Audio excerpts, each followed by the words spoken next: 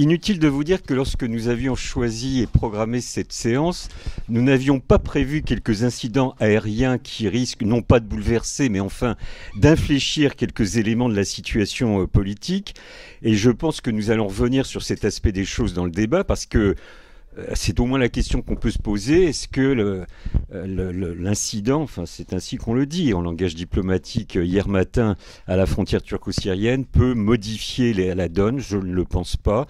Est-ce que cela peut ralentir le processus de tentative de sortie de crise politique en Syrie? Je ne sais pas. En tout cas, nous aborderons probablement ces débats à la lumière des positions de la Turquie, qui pour le coup a une large part de responsabilité dans ce qui s'est passé hier matin. Mais au-delà de l'actualité immédiate, de l'actualité brûlante, il nous a paru utile de tenter de mettre en perspective les évolutions de ce pays. Évolution compliquée, évolution contradictoire, évolution préoccupante aussi, parce que incontestablement tout le monde enfin presque tout le monde en l'occurrence, parce qu'il n'y a jamais accord total, mais on est tous assez préoccupés, ceux ou celles qui s'intéressent aux évolutions de ce pays, par la dérive autoritaire. Alors est-ce une dérive ou est-ce une stratégie autoritaire? Ça aussi, je pense que c'est un débat que nous pourrons avoir. Et puis c'est aussi l'évolution des positions de la Turquie en termes de politique régionale et de politique extérieure. Et nous constaterons probablement dans les échanges que nous allons avoir qu'il y a un lien évidemment indissoluble entre les évolutions ou régressions, cocher la bonne case, des dynamiques politiques intérieures et les évolutions ou régressions de la politique régionale de la Turquie. En tout cas, la situation, disais-je, est assez préoccupante parce qu'on peut constater, incontestablement un climat liberticide, une restriction des libertés individuelles et collectives dans la dernière période en Turquie. On peut aussi s'inquiéter véritablement sur l'état de droit qui est pour le moins ébréché dans ce pays. Et malgré cela, des élections qui se sont tenues alors à 2 reprises, au mois de juin dernier et au mois de novembre, avec des résultats, en tout cas ceux du mois de novembre, qui ont pu étonner ceux qui ne pensent à la Turquie que de façon superficielle. Mais là aussi, il s'agira d'essayer de comprendre pourquoi, en dépit des problèmes récurrents que nous allons développer, eh bien, Erdogan, ou le parti d'Erdogan, a de nouveau remporté une victoire assez, je dirais pas éclatante, mais assez nette, puisqu'il a atteint presque 50% des suffrages exprimés lors des élections du 1er novembre.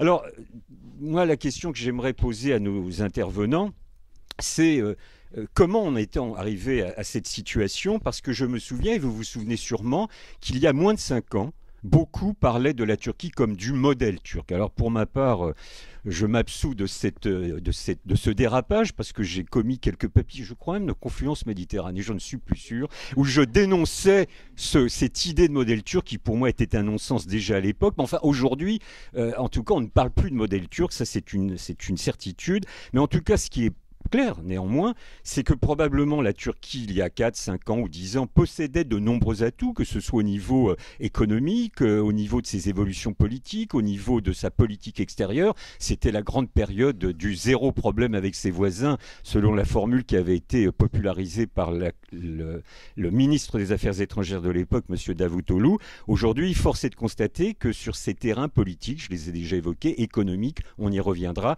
et bien sûr diplomatiques, la Turquie est dans une situation de blocage et incontestablement des atouts qui existaient ont été gâchés. Alors, ceci étant posé, moi je pense qu'il faut toujours distinguer de ce qui relève de la conjoncture, et la conjoncture elle est très mauvaise, elle est très contradictoire pour ce pays et pour la région, bien sûr, de ce qui relève de la période. Or, malgré les dérapages et les régressions que l'on peut constater actuellement en Turquie, je pense que ce pays, néanmoins, conserve encore un certain nombre d'atouts. Et qu'on le veuille ou non, même si ce ne sera pas le leader de la région, je crois que ça c'est un mythe, mais en même temps, ce pays, de par sa position géographique, de par sa population qui est fort nombreuse, de par ses traditions politiques qui sont ce qu'elles sont, mais il y a quand même aussi une certaine tradition parlementaire dans ce pays depuis quelques décennies, de par la force de son économie, même si elle connaît quelques turbulences actuellement, la Turquie restera un pays incontournable dans la région. Et donc il faudra tenter dans ce débat d'évaluer aussi quelles sont les possibilités de rebond, les possibilités d'initiative que pourraient, je parle au conditionnel, que pourraient prendre les autorités politiques ou diplomatiques de ce pays pour rebondir dans une situation régionale compliqué. Alors pour ce faire, je vais laisser successivement la parole à mes amis, tout d'abord Ali Kazanjigil. Ali outre un vieil ami, est un politologue réputé, spécialiste de la Turquie et de la région. Il a été longtemps le directeur des programmes des sciences sociales et sciences humaines au sein de l'UNESCO. Il est aussi actuellement co-directeur ou co-rédacteur de l'excellente revue Anatolie, et il a commis un livre il y a peu de temps, il y a 2 ans maintenant, intitulé La Turquie d'une révolution à l'autre, et je pense qu'il rebondira. Alors moi j'ai demandé à Ali surtout de réfléchir, de nous présenter ses réflexions sur le background, pour parler en bon français, de la situation actuelle, parce que c'est pas venu comme par un coup de baguette magique ou par enchantement. Il y a des raisons qui permettent, des raisons profondes, des raisons qui ramènent à la longue histoire, qui permettent de comprendre l'état de la situation actuelle. Et puis Behram Balcı, qui est aussi politologue, qui travaille au CERI, qui est chercheur au CERI. Je lui ai demandé, ils étaient tous les deux d'accord, de plutôt faire un focus sur la situation la plus immédiate, à la lumière des éléments de réflexion que pourra nous fournir Ali, mais pour comprendre les dynamiques politiques depuis environ 1 an, avec ces 2 échéances électorales du mois de juin et du mois de novembre, avec les attentats qui ont endeuillé la Turquie, et puis surtout avec la reprise de la guerre. Erdogan nous dit contre les terrorismes, contre l'État islamique et contre le PKK, le Parti des travailleurs du Kurdistan, mais force est de constater que l'essentiel des actes de guerre, des bombardements, ne sont pas dirigés contre l'État islamique, mais contre le PKK. Messieurs, je vous laisse la parole. Merci Didier, tu as fait une bonne partie de mon travail, mais enfin... Au revoir, Effectivement, mon idée c'était de commencer, comment en est-on arrivé là? Parce que au début, disons pendant les 5-8 premières années de ce pouvoir, la Turquie a beaucoup avancé. On a eu beaucoup peur de ces islamistes qui sont arrivés au pouvoir, et finalement Erdogan a obtenu le droit de négocier l'adhésion de la Turquie avec l'Union européenne grâce aux réformes qui ont été introduites dans le domaine de la démocratie, le droit de l'homme, l'état de droit. L'économie a commencé à bien marcher. Pendant cette période, entre 2002 et 2012, en gros, le PIB, le revenu par tête d'habitant, a été multiplié par 3. Donc la pauvreté a beaucoup diminué dans le pays. En Anatolie, il y a eu une sorte de révolution entrepreneuriale qui avait déjà commencé dans les années 80, qui s'est développée. Et finalement, sociologiquement, il y a eu de nouvelles élites, parce que la République turque a été créée par des élites occidentalisées, modernes, et toute une partie de l'Anatolie profonde avait été laissée de côté. Et aujourd'hui, l'Anatolie profonde s'est réveillée. Les villes endormies du passé sont devenues des centres industriels. Donc c'est un pays, c'est devenu un grand émergent. Et on pensait donc que ce pays qui est passé du statut de pays en développement en pays émergent pouvait aller plus loin, d'autant plus que, comme a dit Didier, historiquement, il y a un état structuré, un état fort en Turquie, mais il y a aussi des problèmes. Alors, quels sont les problèmes et comment expliquer la dérive autoritaire d'Erdogan alors qu'il réussissait? Les choses ont marché bien, il aurait pu très bien continuer sur le plan, disons, démocratique. D'autant plus que en 2007-2008, il y a eu une sorte de confrontation entre le pouvoir de l'AKP et l'armée turque, qui a toujours tenu les institutions démocratiques sous sa tutelle, en quelque sorte, sous contrôle. Et finalement, Erdogan a réussi à renvoyer l'armée dans ses baraques, et c'était très bien. Il aurait pu continuer à diriger. Et il y avait aussi autour de cette armée depuis toujours, pour contrôler les élus, ils pouvaient être de droite, ils pouvaient être islamistes, on ne sait jamais, donc l'armée était méfiante, qui contrôlait, donc cet État contrôlait toujours donc les institutions démocratiques élues. Eh bien, cet État avait aussi des côtés, moi j'appelle cet État turc État Janus, parce qu'il y a un côté républicain, social, etc., solide, qui protège le pays, la population. Il y a aussi un côté plus sombre. Ce côté sombre, les Turcs l'appellent l'État profond. Il y a des réseaux autour de l'armée, avec aussi des réseaux criminels, des contrôles, beaucoup d'assassinats, notamment chez les Kurdes, dont les responsables n'ont jamais été identifiés. Et donc, on pensait qu'Erdogan allait en finir avec cet État profond. C'était ça l'espoir. Or, il a finalement choisi, donc à partir de la troisième victoire de son parti en 2011, il a choisi donc une route autoritaire, et il a fait il a pactisé avec l'État profond. Aujourd'hui, l'État profond existe toujours en Turquie. L'armée et Erdogan sont dans une espèce d'équilibre, et on contrôle tout. Et donc, tout cet espoir d'une démocratie, d'un État de droit fort, s'est peu à peu envolé.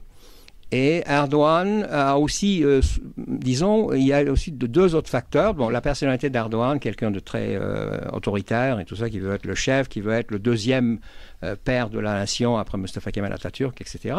Mais il y a aussi la faiblesse des institutions démocratiques en Turquie, notamment des partis politiques. Il n'y a pas d'opposition en face d'Erdogan valable.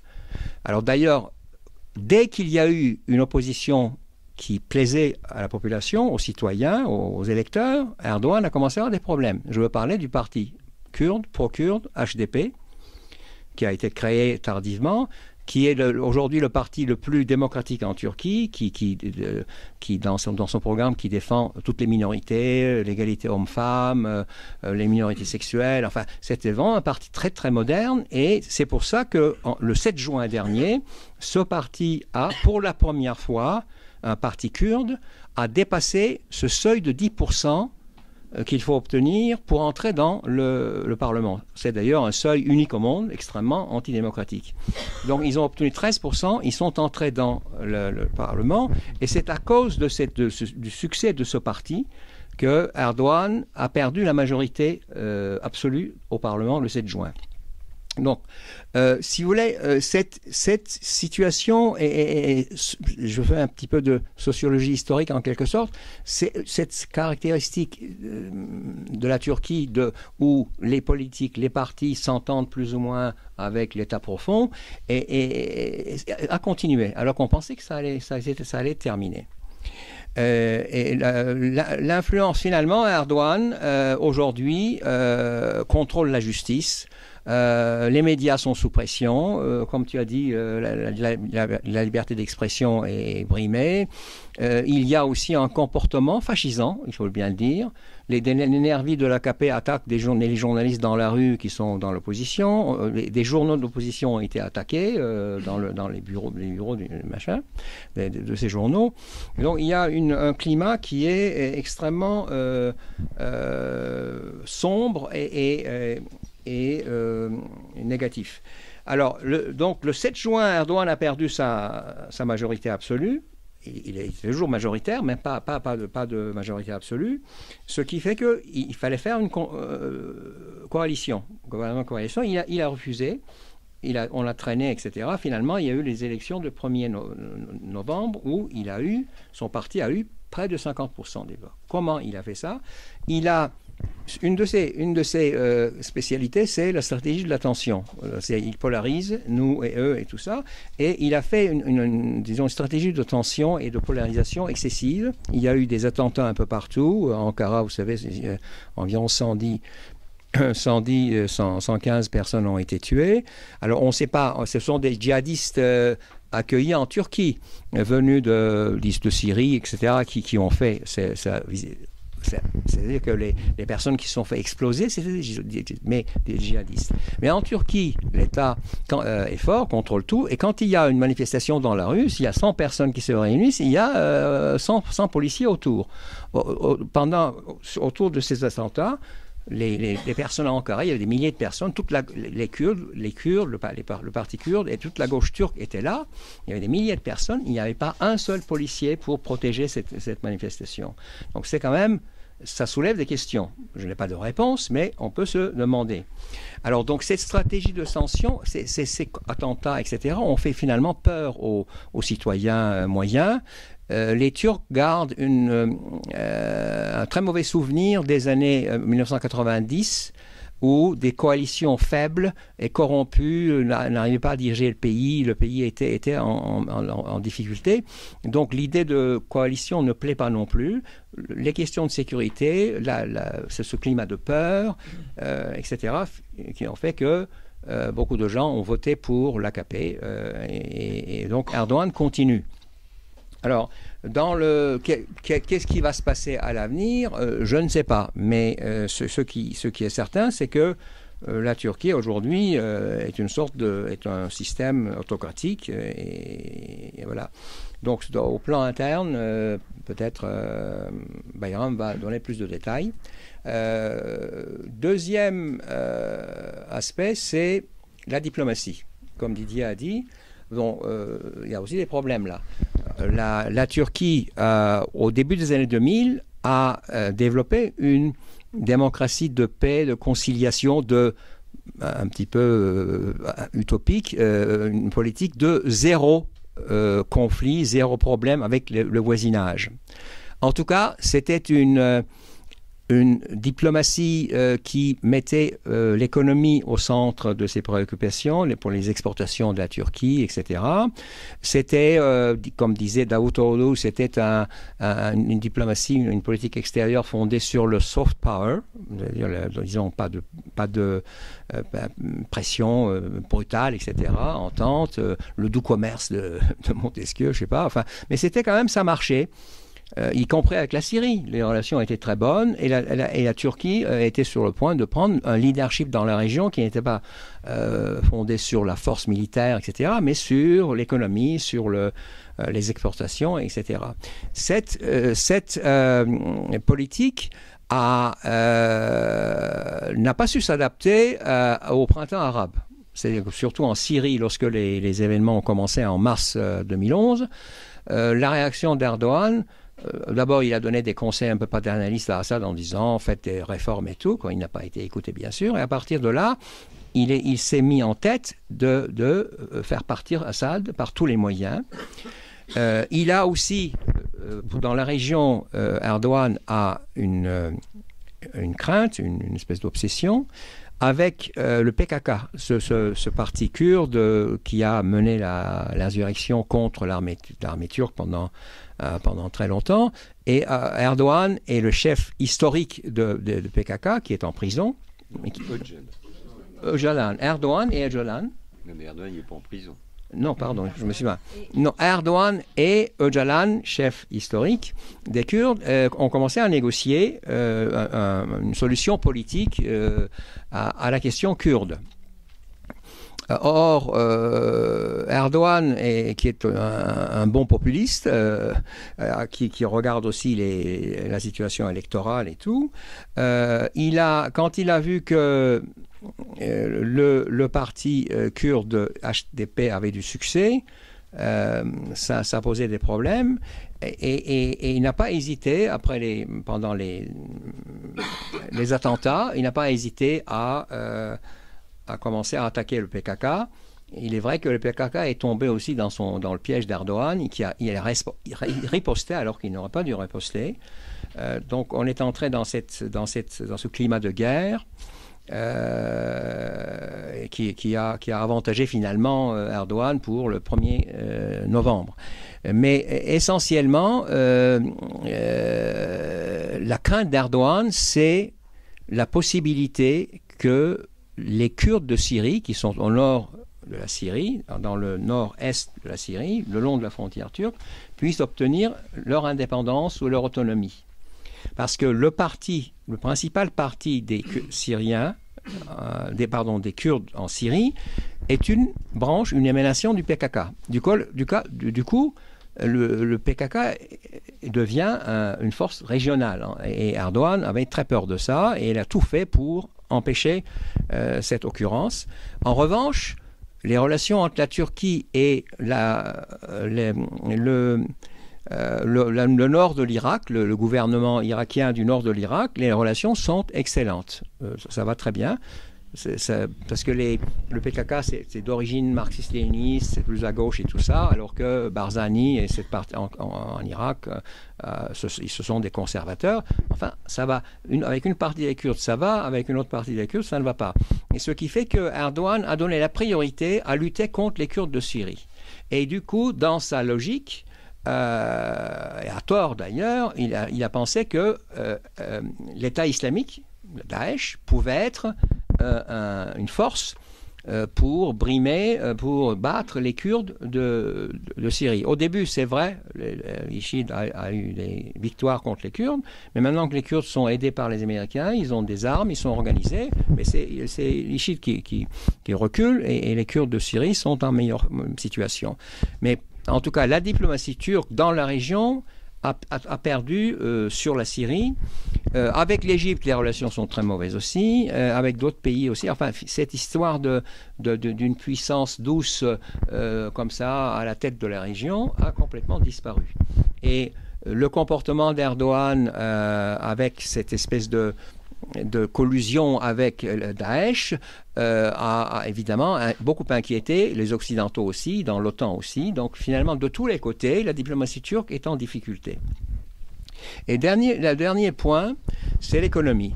Donc c'était le grand succès. Les politiques économiques et sociales de ce gouvernement étaient le grand succès du pouvoir.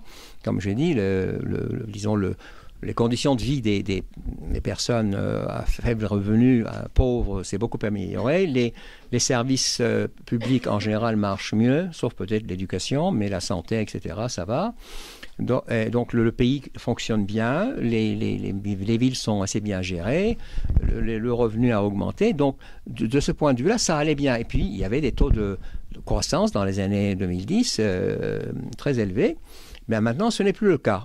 Il y a encore 3% pour la France, enfin pour l'Europe, c'est extraordinaire, 3%. Mais pour des pays émergents, c'est peu. La Turquie a des besoins encore.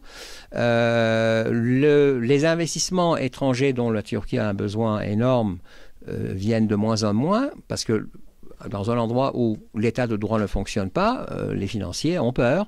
Et en plus, il y a aussi cette incertitude sur l'avenir du régime, etc. Donc il y a moins d'investissements étrangers. Et donc le chômage augmente. Et donc sur tous les plans, politique intérieure, diplomatie et économie, il y a des difficultés. L'espoir qu'on avait caressé dans les années 2010 a disparu et aujourd'hui il y a un climat sombre et pessimiste. Ça reste un pays bien sûr très ordonné, enfin, ça fonctionne. C'est vraiment un pays. Moi-même, j'ai grandi dans ce pays. Je connaissais un petit peu les villes anatoliennes des années 60, 50, 60. Quand j'y vais, je suis ébahi. C'était des vieilles agglomérations endormies. Et ce sont même Diyarbakır, par exemple, la capitale des Kurdes, et c'est beaucoup modernisé. Même la région kurde, qui était la partie la plus pauvre de la Turquie, il y a maintenant une classe moyenne kurde. Il y a ça aussi. J'ai oublié de dire sur le plan social, en Turquie, la majorité, c'était des paysans. Et ensuite, la minorité, c'était disons, des populations urbaines. Mais comme l'urbanisation, le taux d'urbanisation a dépassé 75%. Les villes se sont enrichies. Donc aujourd'hui, en Turquie, et ça c'est une espèce de révolution, entre guillemets, sociale, les classes moyennes, bien sûr c'est très vaste les classes moyennes, mais enfin les classes moyennes, des gens qui ont des moyens, qui peuvent voyager, qui peuvent acheter des livres, etc., constituent la majorité. Donc ça, c'est une espèce de révolution très importante. Voilà, donc c'est un pays qui malheureusement, qui a encore des atouts, qui reste puissant, mais malheureusement, il y a beaucoup de gâchis et beaucoup de pessimisme aujourd'hui en Turquie. Bon, je pense que je m'arrête là. Merci Ali de nous avoir fait ce panorama global, au moins qui cadre le débat. Alors peut-être, Bayram, tu peux nous faire un focus, un coup de zoom sur les dernières semaines, sur l'articulation des deux élections législatives successives. Mais tout ça prend sens, évidemment, à la lumière des fondamentaux que nous a tracés à grands traits Ali. Bien, merci beaucoup. Je vais essayer de me concentrer sur les élections du mois de juin et surtout du mois de novembre. Et je pense que pour comprendre les élections du mois de novembre, donc d'il y a 2 semaines maintenant, enfin il y a 3 semaines, il faut d'abord parler un peu des élections du mois de juin. Au mois de juin, il y a eu des élections et pour la première fois de son histoire, le AKP a été en difficulté. Il n'a obtenu que 40% des voix, ce qui était quand même une espèce de défaite pour le AKP parce que traditionnellement, il obtenait beaucoup plus que ça. Et en fait, il n'a pas été capable de former un gouvernement seul. Du coup, il y a eu des tractations pour faire un gouvernement de coalition. Ça n'a pas marché, aussi bien de la part du pouvoir que de la part des partis de l'opposition. Ils n'ont pas réussi à se mettre d'accord. Et du coup, on est allé vers d'autres élections au mois de 1er novembre. Et là, ça a été des élections complètement différentes. On s'attendait tous, moi le premier, je pensais qu'on allait avoir à peu près le même scénario, à peu près la même chose, avec une incapacité de tous les partis de former seul un gouvernement. Et là, à la surprise générale, le AKP a obtenu 49,4% des voix, donc pratiquement 50%, ce qui était assez étonnant. Alors, pour comprendre un peu ces élections, le caractère exceptionnel de ces élections, je pense qu'il faut parler un peu du climat général. Donc, le climat, tout à l'heure, Ali en a parlé, il y avait une ambiance, un climat de tension, de très forte tension. D'abord parce qu'il y avait en fait une espèce de relance de la lutte contre le PKK. Alors, une relance de la lutte contre le PKK, à qui la faute? Aussi bien, je pense que les deux sont responsables, aussi bien le PKK que le pouvoir même. On pourra en parler tout à l'heure si vous voulez pour savoir à qui profitait le plus la relance de cette violence entre l'État turc et le PKK. En tout cas, toujours est-il qu'il faut retenir l'idée à retenir, c'est qu'en fait, cela a contribué à eu beaucoup d'impact sur les élections. L'autre aspect, c'est qu'en fait, le climat de violence et de peur et de crainte vis-à-vis du Daesh, donc vis-à-vis de l'État islamique. Donc il y a eu des attentats terroristes jamais revendiqués par l'État islamique, mais en fait on a la forte impression qu'en fait c'était perpétré par le Daesh, mais ça n'a pas été revendiqué. Et pour cause, c'est qu'en fait ça fait partie de la stratégie du Daesh de ne pas les revendiquer en Turquie. Ailleurs, il les revendique, mais pas en Turquie. Et là aussi, je pense que le message est très clair. C'est aussi dans l'objectif on en parlera tout à l'heure, pour le Daesh, c'est aussi pour montrer que ce n'est pas contre la Turquie, mais contre un autre acteur présent et actif et puissant en Turquie, contre les Kurdes. Je pense que c'est surtout ça qu'il faut voir un peu les choses. Enfin, on en parlera tout à l'heure là-dessus. Enfin, tout ça pour vous dire en fait que ce climat de tension a un impact considérable sur les élections. On en parlera tout à l'heure. Mais malgré ça, je pense que les élections se sont déroulées malgré tout dans un climat. Enfin, il y a eu quand même à peu près une bonne organisation des élections. On craignait tous que beaucoup d'élections, dans beaucoup de provinces, on n'allait pas pouvoir organiser les élections, notamment dans les provinces kurdes. Finalement, elles ont lieu, avec un taux de participation assez exceptionnel, 87% de taux de participation, ce qui en France, on y a combien en général, bien en deçà de ça. Et en fait, je crois qu'au mois de juin, il y avait 86. Là, les Turcs sont beaucoup plus mobilisés. Les Turcs sont très politisés. Ils sont très concernés par le politique. Ça, c'est impressionnant. Voilà. Et ensuite, pour ce qui est des élections et des objectifs, je pense que l'objectif, avant les élections du mois de novembre, l'objectif des uns et des autres était le suivant. Pour le AKP, comme j'ai dit tout à l'heure, pour lui, il était indéniable. Le principal objectif était d'obtenir une majorité confortable pour pouvoir gouverner seul le pays parce qu'il ne se voyait pas, Erdogan en premier, ne se voyait pas de partager le pouvoir pour une série de raisons, parce qu'ils ne peuvent pas travailler avec l'opposition et parce qu'aussi pour des raisons liées à l'avenir de Erdogan, ils avaient intérêt à travailler ensemble. Pour ce qui est du parti pro-kurde, Ali en a parlé tout à l'heure, donc là aussi, il avait obtenu 13% des voix au mois de juin et là, il est descendu à peu près 11%. Mais c'est quand même un bon résultat, je trouve, parce que c'est quand même quelque chose d'assez exceptionnel, d'historique. Donc ça aussi, c'était... je dirais que même s'il y a eu une baisse pour le HDP, globalement, il a quand même réussi à obtenir son objectif, qui était d'être au-dessus de la barre des 10% qui lui permettent d'avoir un groupe au Parlement. Donc ça, c'est gagné. Et c'était plutôt... Pour moi, c'est une vraie victoire. Et enfin, pour le parti, la plus grande déception, c'était pour le parti... républicain, le parti républicain du peuple, donc qui est, on va dire, le plus kémaliste en Turquie. Là, il a à peu près fait le même discours, donc du coup, c'était une déception. Et enfin, la plus grande défaite, c'était le parti nationaliste, MHP, le parti nationaliste qui a été complètement laminé à cause de sa stratégie de la stratégie qu'il a adoptée juste après les premières élections au mois de juin. Donc du coup, en fait, il a perdu une bonne partie de son électorat et ça a été une défaite historique pour ce parti. D'abord, j'aimerais faire quelques commentaires et répondre à la question pourquoi une telle victoire pour l'AKP. Je pense que la vraie question, elle est là. Pourquoi en Turquie, où il y a globalement, on a l'impression en fait que Erdogan n'est pas vraiment adoré par son peuple depuis quelques années, qu'il y a une véritable opposition contre Erdogan, qu'il y a une véritable impopularité de sa pratique de pouvoir. Mais malgré cela, ils ont obtenu 49,5% des voix, pratiquement 50%. La question, c'est qu'en fait, d'abord, effectivement, en Turquie, il y a une tradition de méfiance vis-à-vis des coalitions. En Turquie, une coalition, on avait déjà vu ça aux années 90, qui dit coalition dit instabilité, qui dit instabilité dit beaucoup plus de... Je me souviens, j'étais encore gamin, j'étais encore en Turquie à l'époque, je me souviens qu'il y avait une espèce d'état de guerre civile, et il y avait entre 20 et 30 morts en Turquie à cause de cette violence. Et je pense que les Turcs, dans leur grande majorité, sont souvenus de cette date-là, et de ce fait, il y a une espèce de refus, une espèce de... Quelque part, je dirais qu'ils sont réfugiés au sein de l'AKP, pour, non pas par amour, mais par un sentiment de sécurité. Ensuite, et ça c'est un truc, je trouve que c'est un argument qui n'a pas beaucoup été vu par les analystes, je pense que c'est aussi la grande différence entre le mois de juin et le mois de novembre, c'est qu'en fait, aussi bien Erdogan que Davutoglu ne sont pas comportés de la même manière. Je pense qu'aux élections du mois de juin, je pense que Erdogan, il avait tellement été présent dans les médias, il a toujours été présent, mais il a tellement été omniprésent dans les débats, dans les meetings, dans les conférences, etc. Je pense que ça avait un peu agacé les gens. Alors qu'en Turquie, on s'attend à ce que le président soit un peu au-dessus de la mêlée partisane, ce qu'il n'a pas su faire. Or, au mois de novembre, en fait, la stratégie a été un peu différente. Même s'il était quand même présent, globalement, je dirais que c'est Davutoglu qui a mené un peu la campagne, qui a été beaucoup plus présent. Et je pense que, quelque part, ça a été un peu profitable pour l'AKP. Et ça a aussi été profitable pour Davutoglu, qui, à mon avis, dans son avenir politique, je pense qu'il faudra en tenir compte parce qu'il a su montrer qu'il n'était pas que l'homme de paille de Erdogan, il a toujours été, mais il a su montrer qu'il était capable aussi de mener une campagne. Et ça, je pense que ça contribue aussi à la victoire de l'AKP. Ensuite, donc le climat d'insécurité, j'ai dit tout à l'heure, ça a aussi beaucoup contribué à la victoire de l'AKP.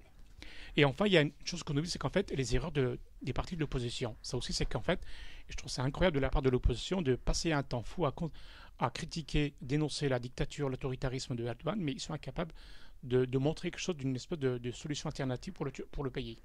Alors, vous allez me dire, ils sont tellement différents qu'ils ne peuvent pas s'unir. C'est vrai. Tous les opposants, le parti pro-kurde, le parti nationaliste et le parti séculier, donc kémaliste, CHP, tous les opposés n'arrivent pas à se mettre d'accord. Mais néanmoins, je trouve que dans un contexte pareil, ils auraient dû être en mesure de monter une stratégie, de proposer une alternative, ce qu'ils n'ont pas su faire. Et je pense que quelque part, ça les a discrédités aux yeux de l'électorat turc, et forcément, ça contribue à la victoire de l'AKP. Alors, j'aimerais quand même poser l'autre question qu'on peut se poser, c'est pourquoi le HDP, qui avait obtenu 13% au mois de juin, il est descendu à 10 et quelques pourcents. D'abord, comme j'ai dit tout à l'heure, pour moi, ce n'est pas une défaite, c'est une victoire quand même, c'est une semi-victoire, mais c'est quand même une belle victoire.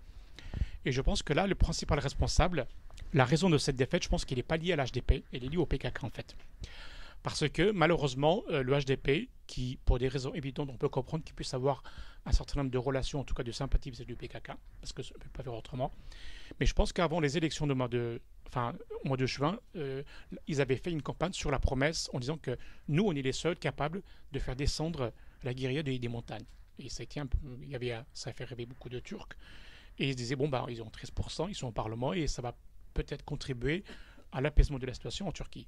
Or, le HDP n'a pas pu, ou le PKK n'a pas voulu, et je pense que de ce fait-là, ça a un peu contribué aussi à la relative défaite, ou en tout cas à la chute du HDP.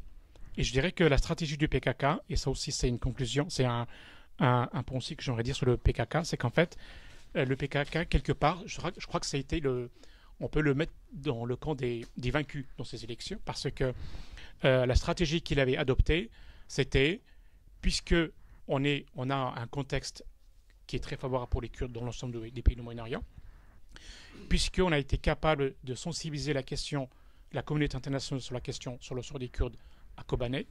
Et je pense que l'objectif de PKK, ça a été de faire à peu près la même chose, des mini-Kobané dans certaines villes kurdes à l'est de la Turquie. Et notamment, pendant toute cette période où il y avait beaucoup de violence à Cizre, ou aussi à Hakkari, Shırnak, etc., je pense qu'ils voulaient provoquer une espèce de... Et notamment, on avait eu des militants du PKK, ou alors des militants proches du PKK, mais qui font partie de la guérilla urbaine dans les villes kurdes en Turquie. Cette tentative de créer des espèces de barricades ou pour provoquer un peu, pour essayer d'obtenir des zones autonomes ou des régions, des villes un peu autonomes, etc. Je pense que ça n'a pas marché.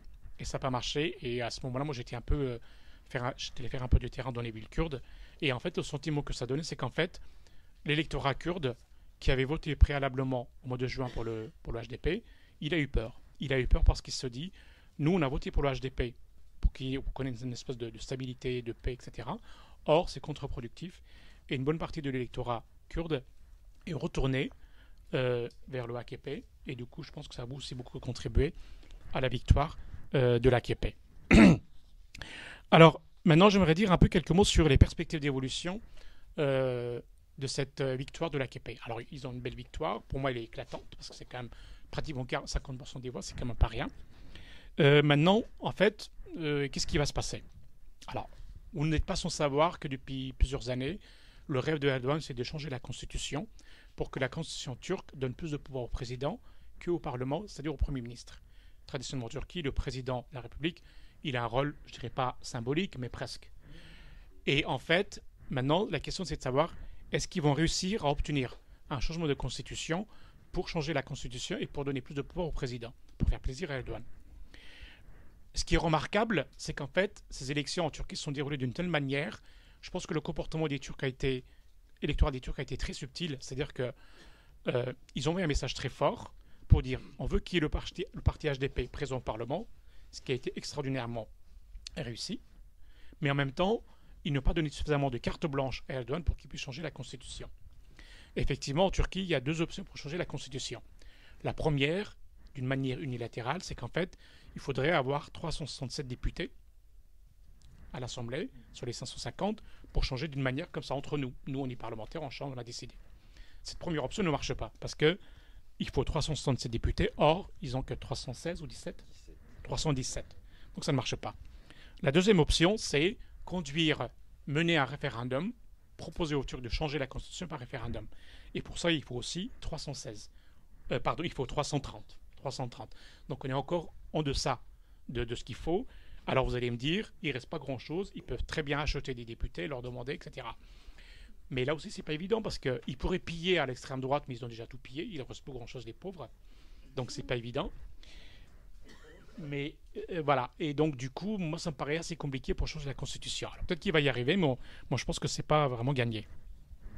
Alors l'autre question qu'on peut se poser, c'est, du coup, alors on a dit effectivement qu'il y a une dérive autoritaire, que Erdogan est devenu complètement arrogant, autoritaire, dictatorial, etc. depuis 2011.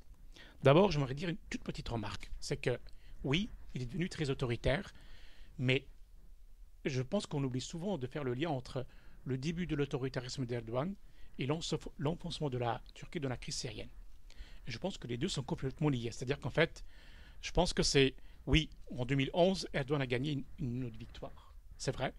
Mais petit à petit, au fur et à mesure que la Turquie s'enfonce dans la crise syrienne, l'autoritarisme, en fait, la crise syrienne a des impacts considérables.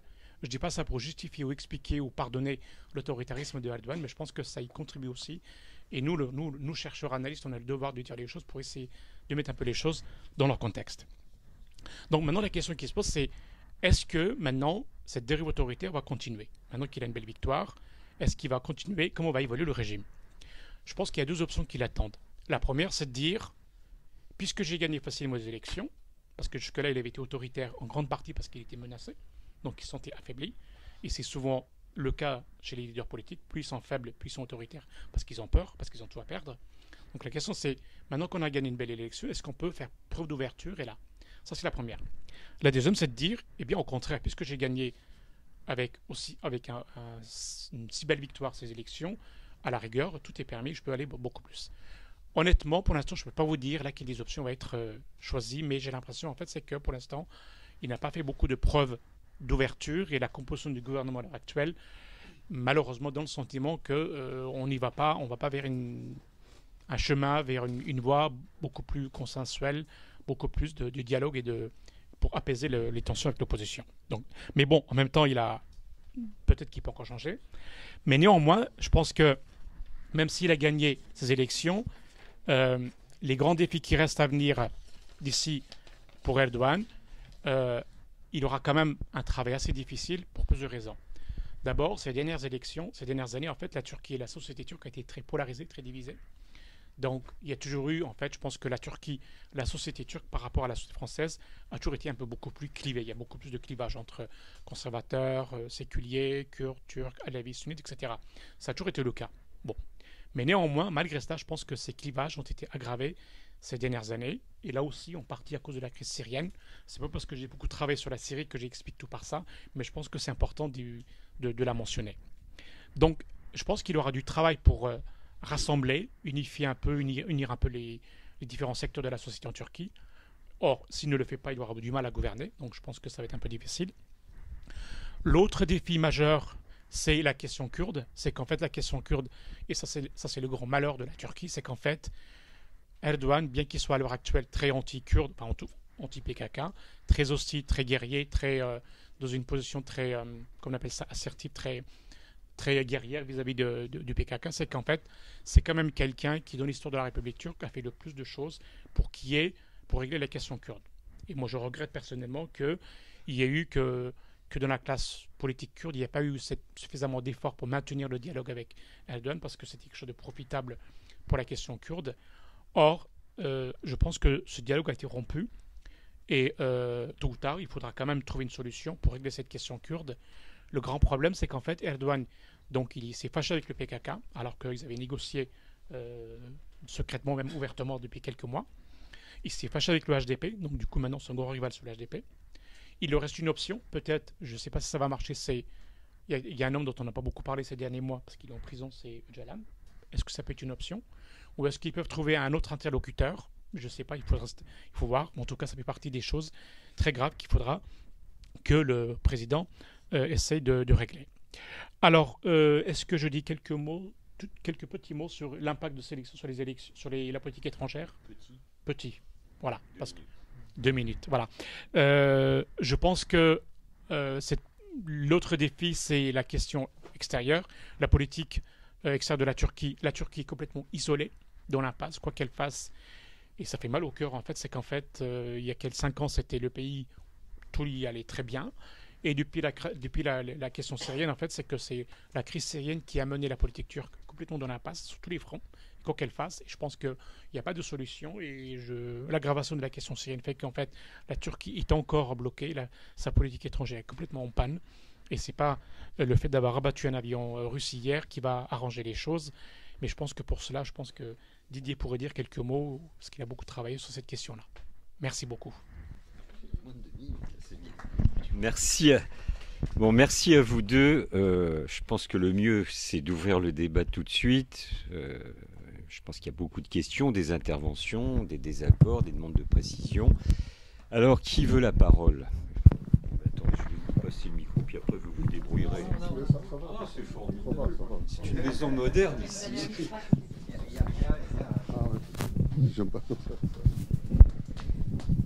Bien, merci, monsieur. C'était très intéressant. Vous avez bien décrit l'état des lieux. Merci pour ce panorama. Seulement, il y a des questions qui se posent. Enfin, la première, c'est que... je m'appelle Ghassan Rezi, je suis professeur de sciences politiques à l'Université libanaise. Donc, il y a beaucoup de questions qui se posent. Enfin, dans ma tête, moi, je me pose la question, est-ce que pour trouver la réponse, il faut aller chercher dans la psychanalyse ou dans la géopolitique? Est-ce que, par exemple, Erdogan, cette dérive d'un modèle démocratique, etc., d'une stratégie de zéro problème à un résultat de full problems maintenant, tout ça, est-ce que c'est parce que avec le printemps, entre guillemets, arabe, les révolutions arabes, Erdogan il a été sollicité par les Tunisiens, les Égyptiens, tout ça. Puis, à un moment donné, il voulait être le chef, ça lui a monté à la tête, etc. Ou il faut chercher, je ne sais pas, je pense à une chose. Sur le plan intérieur, peut-être le conflit avec Fethi Gülen, qui a déclenché cette dérive autoritaire, ce qu'il a fait avec les magistrats, avec les forces de sécurité il y a 3 ou 4 ans. Et puis, ça a marché. Tout ce qu'il a fait, ça a marché. Sur le plan, il n'a pas perdu de popularité. La preuve, il a été réélu avec un score, entre guillemets, historique.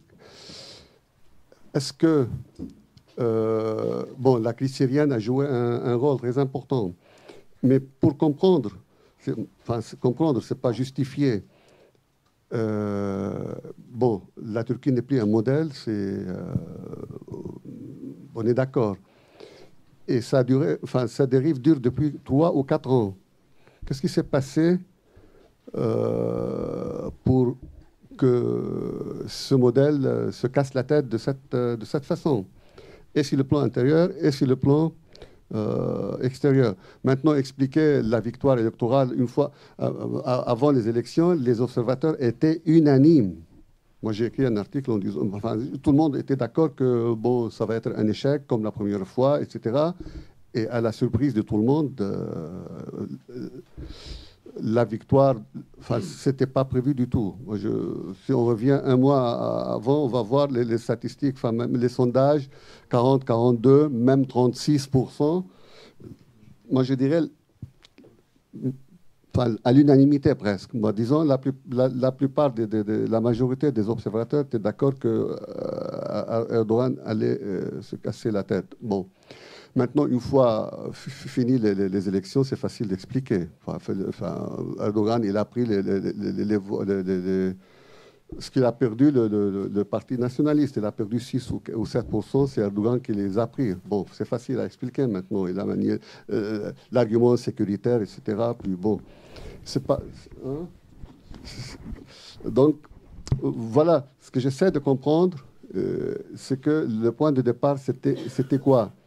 C'était la Libye, c'était le printemps arabe, c'était sur le plan intérieur le problème avec Fathi Gulen, où voilà. Oui, voilà, c'est pour comprendre. Merci.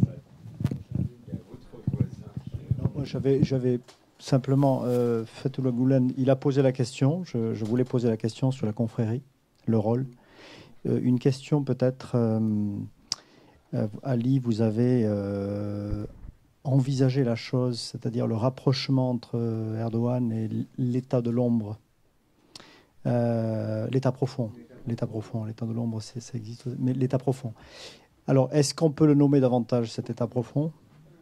Et vous avez dit qu'il y avait un rapprochement, mais alors quel est le mécanisme? Est-ce qu'on peut aller plus avant dans ce que vous avez dit qui est intéressant, qui ouvre une clé de compréhension pour ce revirement. Voilà, donc c'était là-dessus que je voulais poser la question.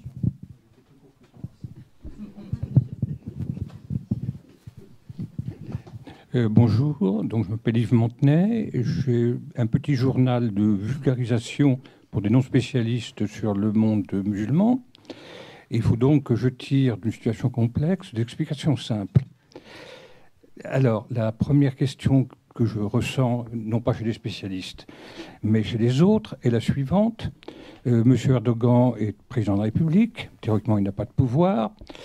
Dans son parti, il y aurait eu des dissidences, les gulenistes par exemple. La personne qui a le pouvoir, théoriquement, c'est le Premier ministre. Alors, qu'est-ce qui explique que ça ne se passe pas comme ça? Oui, bonsoir, merci.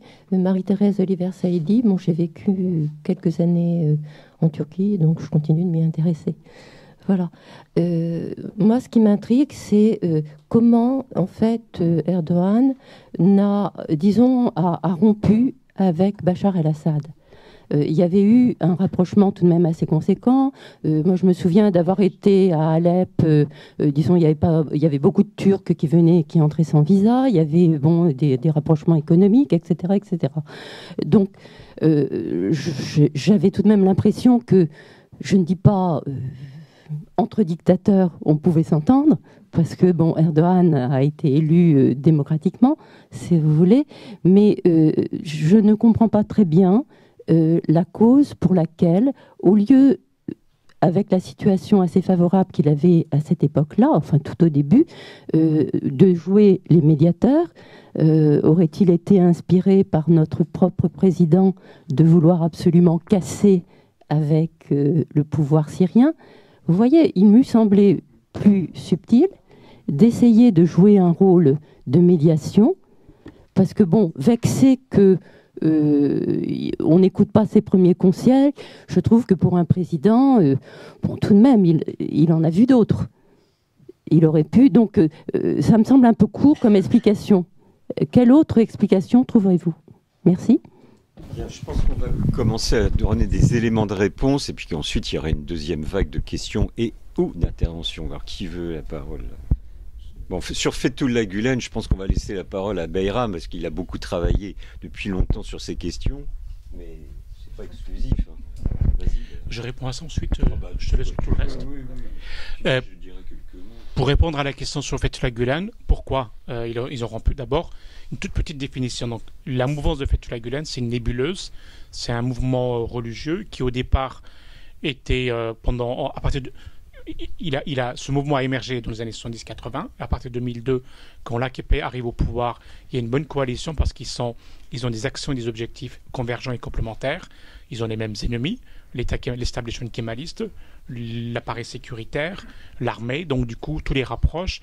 Et parce que l'action de l'un complète l'autre. Donc le AKP est une machine électorale qui a le pouvoir politique. Elle donne un certain nombre de privilèges à la mouvance de Fethullah Gülen. Et la mouvance de Fethullah Gülen, qui est très active dans l'éducation, les médias, le soft power, à l'étranger, elle fait la promotion du mouvement.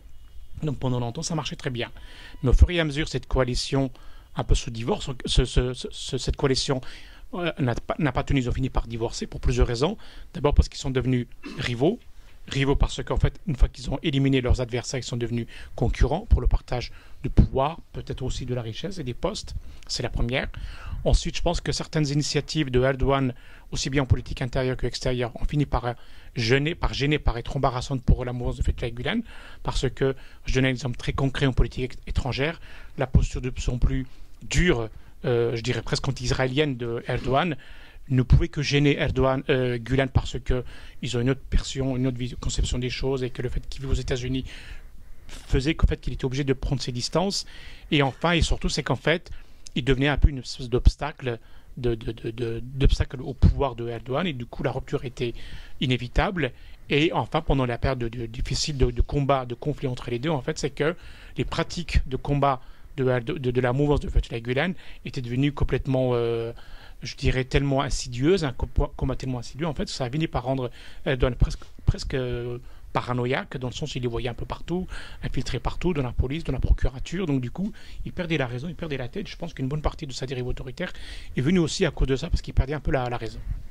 Et voilà, et à tel point que maintenant le divorce est irrémédiable et définitif, et je ne pense pas qu'il puisse y avoir une réconciliation entre les deux. Ensuite, pour répondre à votre question, et ensuite je laisse le reste, c'est qu'entre Bachar, je pense que les explications qu'ont donné tous les analystes, c'est qu'en fait, je pense qu'elles tiennent debout dans le sens où Erdogan, au début, il a tout fait.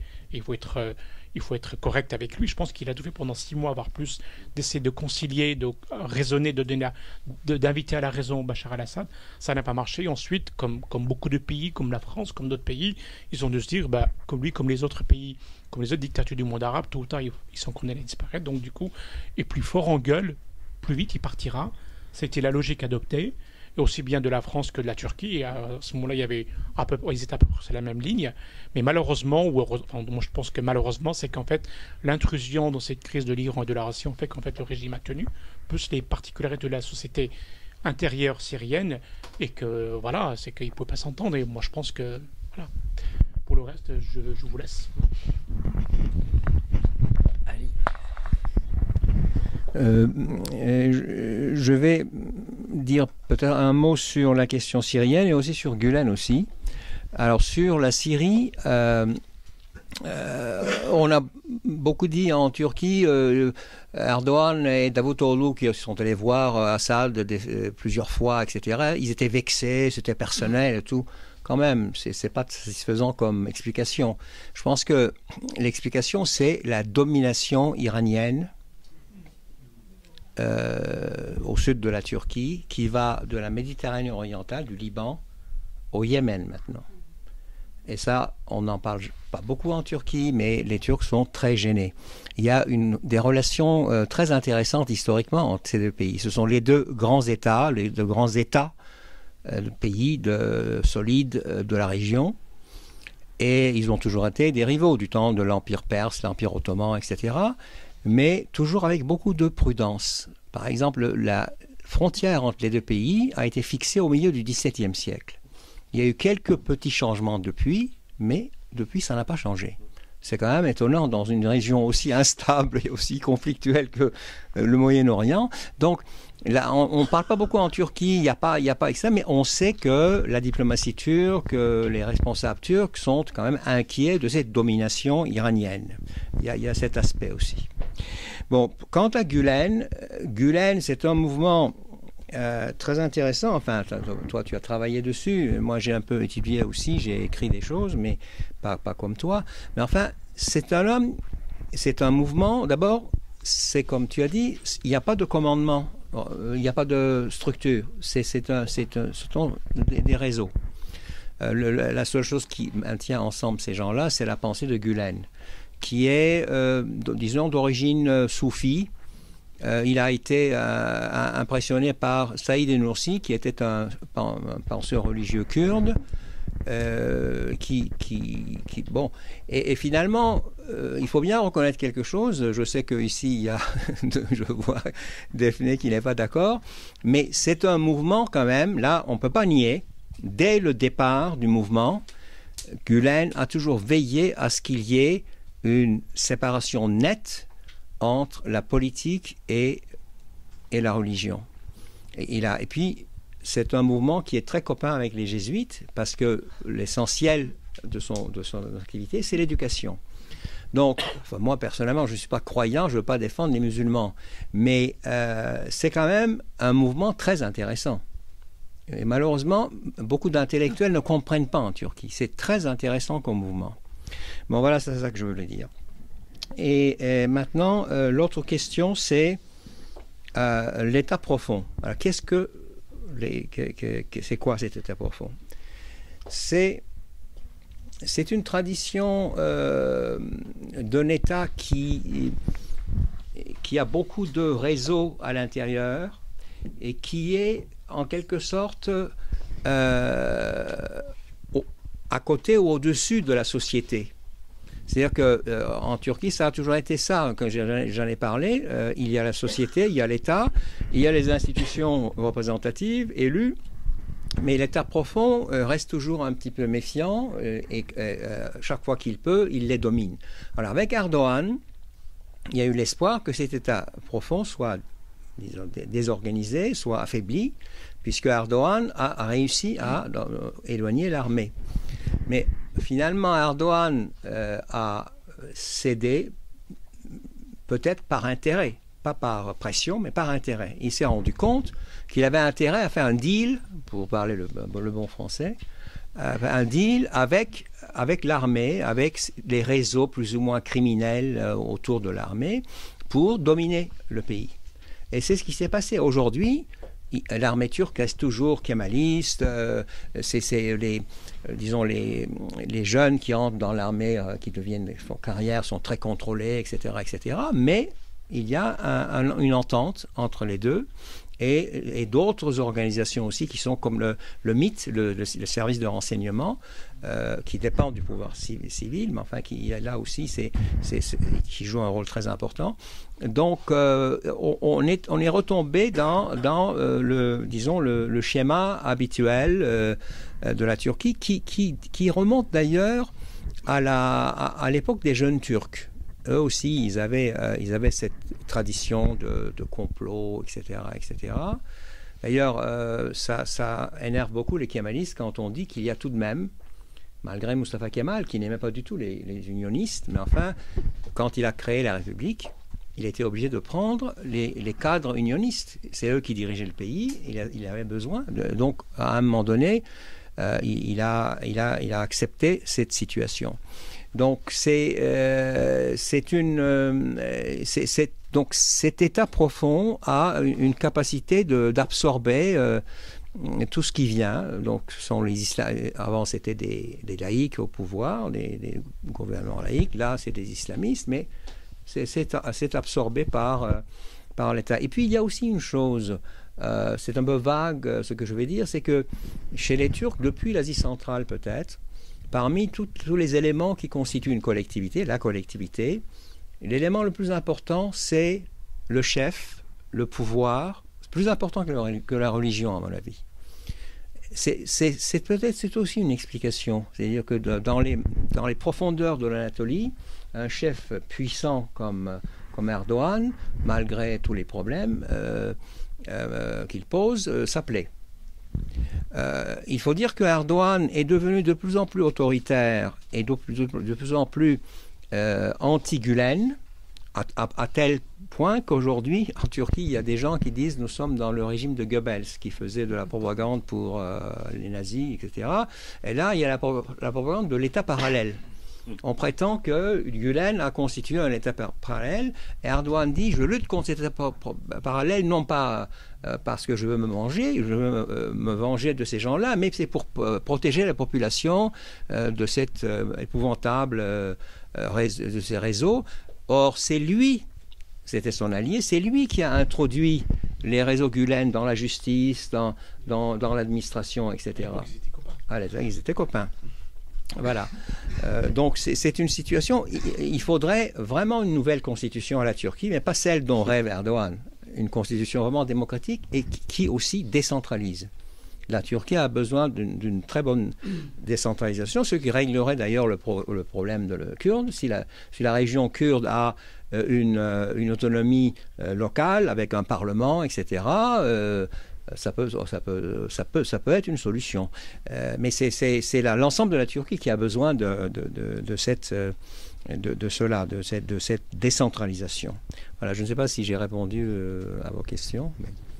Moi, je voudrais... Est-ce que le rapprochement entre l'État profond et Erdogan est lié à l'hypothèse d'Iran, c'est-à-dire la guerre en Syrie, qui aurait modifié le comportement aussi d'Erdogan? Est-ce qu'on peut relier les deux? Je ne sais pas. Non, je pense que ça joue sûrement un rôle, mais Erdogan a certainement pris cette décision en 2010-2011. C'était vraiment le début de la question syrienne.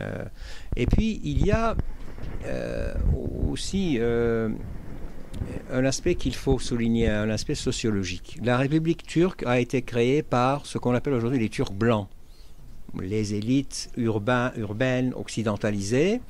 Et pendant très longtemps, alors les kémalistes ont dit les paysans sont nos maîtres, et puis ils ont laissé dans la merde, excusez-moi, les paysans.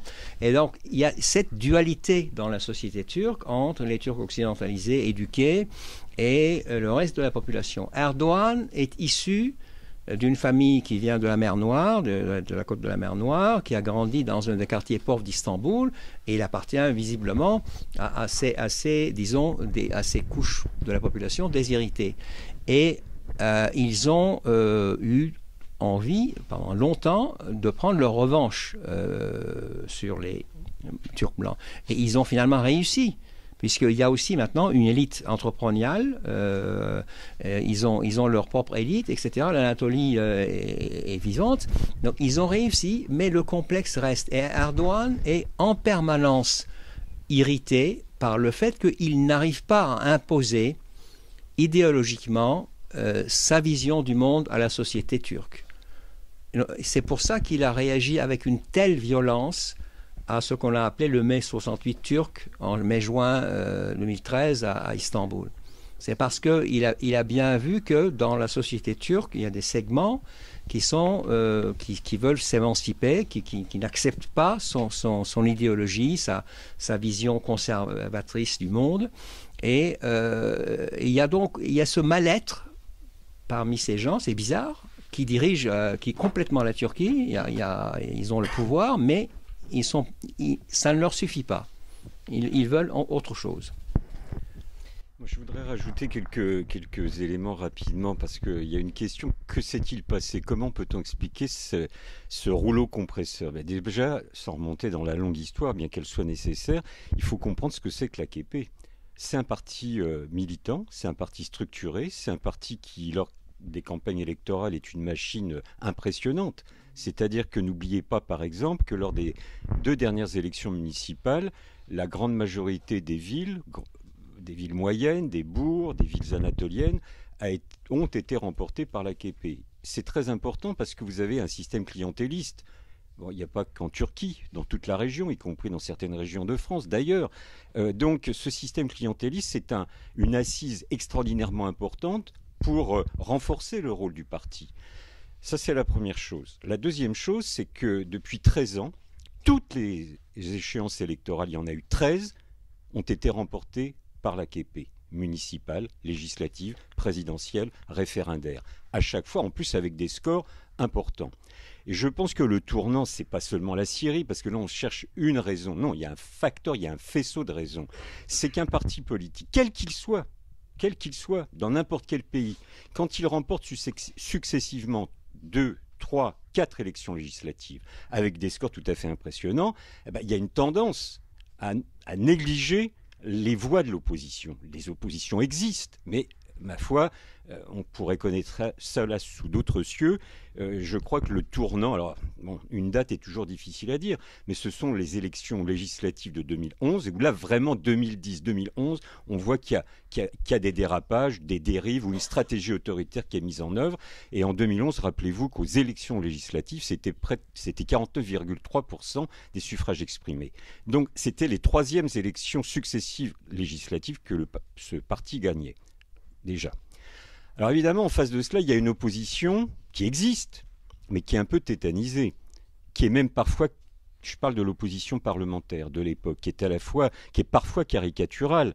Moi je dis toujours, alors évidemment j'exagère, je force le trait, mais il suffisait que Erdogan dise ce stylo est rouge pour que le parti républicain dise non, il est vert, ou l'inverse, comme vous voudrez. Donc là, il y a une sorte d'opposition pavlovienne, mais qui n'est pas efficace, qui n'est pas proposition force d'alternative. Alors c'est très compliqué devant le rouleau compresseur de l'AKP que je viens d'évoquer, mais ça c'est très important. Donc l'opposition, elle est un peu tétanisée depuis maintenant près de 13 ans. Troisième chose, Monsieur Erdogan, alors c'est l'œuf et la poule, hein, d'où est la cause, c'est un peu dialectique, hein, je crois, mais tu évoquais Gezi, la révolte de Gezi il y a 2 ans et demi presque, en mai-juin 2013. Moi, ce qui m'avait marqué, bon, déjà, répression extrêmement violente de la part de Erdogan, mais surtout, et c'était très marquant, il y avait eu une mobilisation de l'AKP, notamment 2 meetings, mais gigantesques, l'un à Istanbul, l'autre à Ankara. Et le discours de Erdogan à l'époque, c'était de dire « Nous sommes légitimes ». Oui, mais personne ne contestait sa légitimité. Nous avons la majorité. Oui, mais personne ne contestait le fait qu'il ait une majorité parlementaire. Et donc, c'est nous qui décidons. Et ça, c'est une conception de la démocratie qui est pour le moins problématique et restrictive. Ce n'est pas parce qu'on a une majorité, même une forte majorité, qu'on doit s'émanciper d'écouter ce que disent les oppositions parlementaires ou extra-parlementaires. Parce que ça veut dire que dans cette hypothèse, on écrase toutes les minorités. Et je pense que c'est la logique de Erdogan.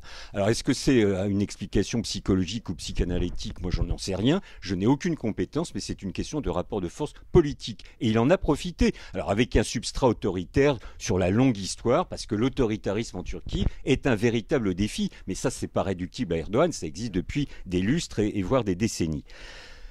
Je pense aussi que parmi les facteurs, l'Union européenne a fait beaucoup de bêtises sur ce dossier comme sur quelques autres. Mais vous savez qu'il y a un processus de négociation depuis 2005. On en a fêté, j'ose pas dire le 10e anniversaire, mais enfin, bon, il faut peut-être pas dire fêter. Absolument. Donc en octobre, le 3 octobre 2005, début des négociations. Bon, et de facto, depuis 3-4 ans, ces négociations, ces pourparlers, sont gelées. Et je pense que c'est une erreur de la part de l'Union européenne, parce qu'on peut reprocher, et on doit reprocher beaucoup de choses à M. Erdogan, mais à partir du moment où il y a gel de ces négociations, on laisse la porte ouverte à toutes les dérives. Si le cadre de négociation avait été maintenu, je pense que l'Union européenne aurait pu faire des pressions. Est-ce que ça aurait tout empêché de ces dérives liberticides? Probablement non, malheureusement. Mais je pense qu'on aurait pu limiter la casse. Et ce qui est important, c'est que les démocrates en Turquie, il en existe, et il en existe beaucoup, ils ne sont pas défaits, ils ne sont pas en prison. Une partie, enfin, c'est quand même pas le fascisme encore en Turquie, je crois en tout cas. Ces démocrates, pour la plupart, ont un besoin d'Europe. Alors moi qui ne suis pas un euro-BA, je le dis quand même, parce que là il y a un processus contradictoire et je pense que de ce point de vue, l'Europe porte aussi une part de responsabilité. Mais l'Europe était toute préoccupée à ces problèmes de crise identitaire, de projets politiques, de plomberie institutionnelle, etc. Et puis dernier facteur, pour aller très vite, parce qu'il y en a sûrement beaucoup d'autres, la question de la Syrie. Moi, je crois que ça ne relève pas de la psychologie, mais je me permettrai, alors pardonnez-moi, il y en a à qui je l'ai déjà raconté. Je ne voudrais pas radoter, mais je vais vous citer une anecdote quand même.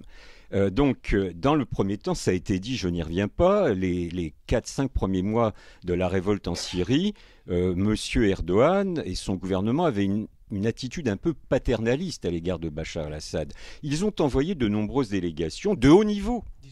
19 de haut niveau, des diplomates aguerris, etc., qui sont allés, qui ont fait le voyage de Damas, qui ont rencontré Bachar et qui lui demandaient de lever un peu, d'avoir la main un peu moins lourde dans la répression, de procéder à des réformes, d'écouter les revendications. Et à chaque fois, Bachar disait oui, bien sûr, évidemment. Donc il a dû faire 19 fois des promesses. Et puis évidemment, il n'en était rien.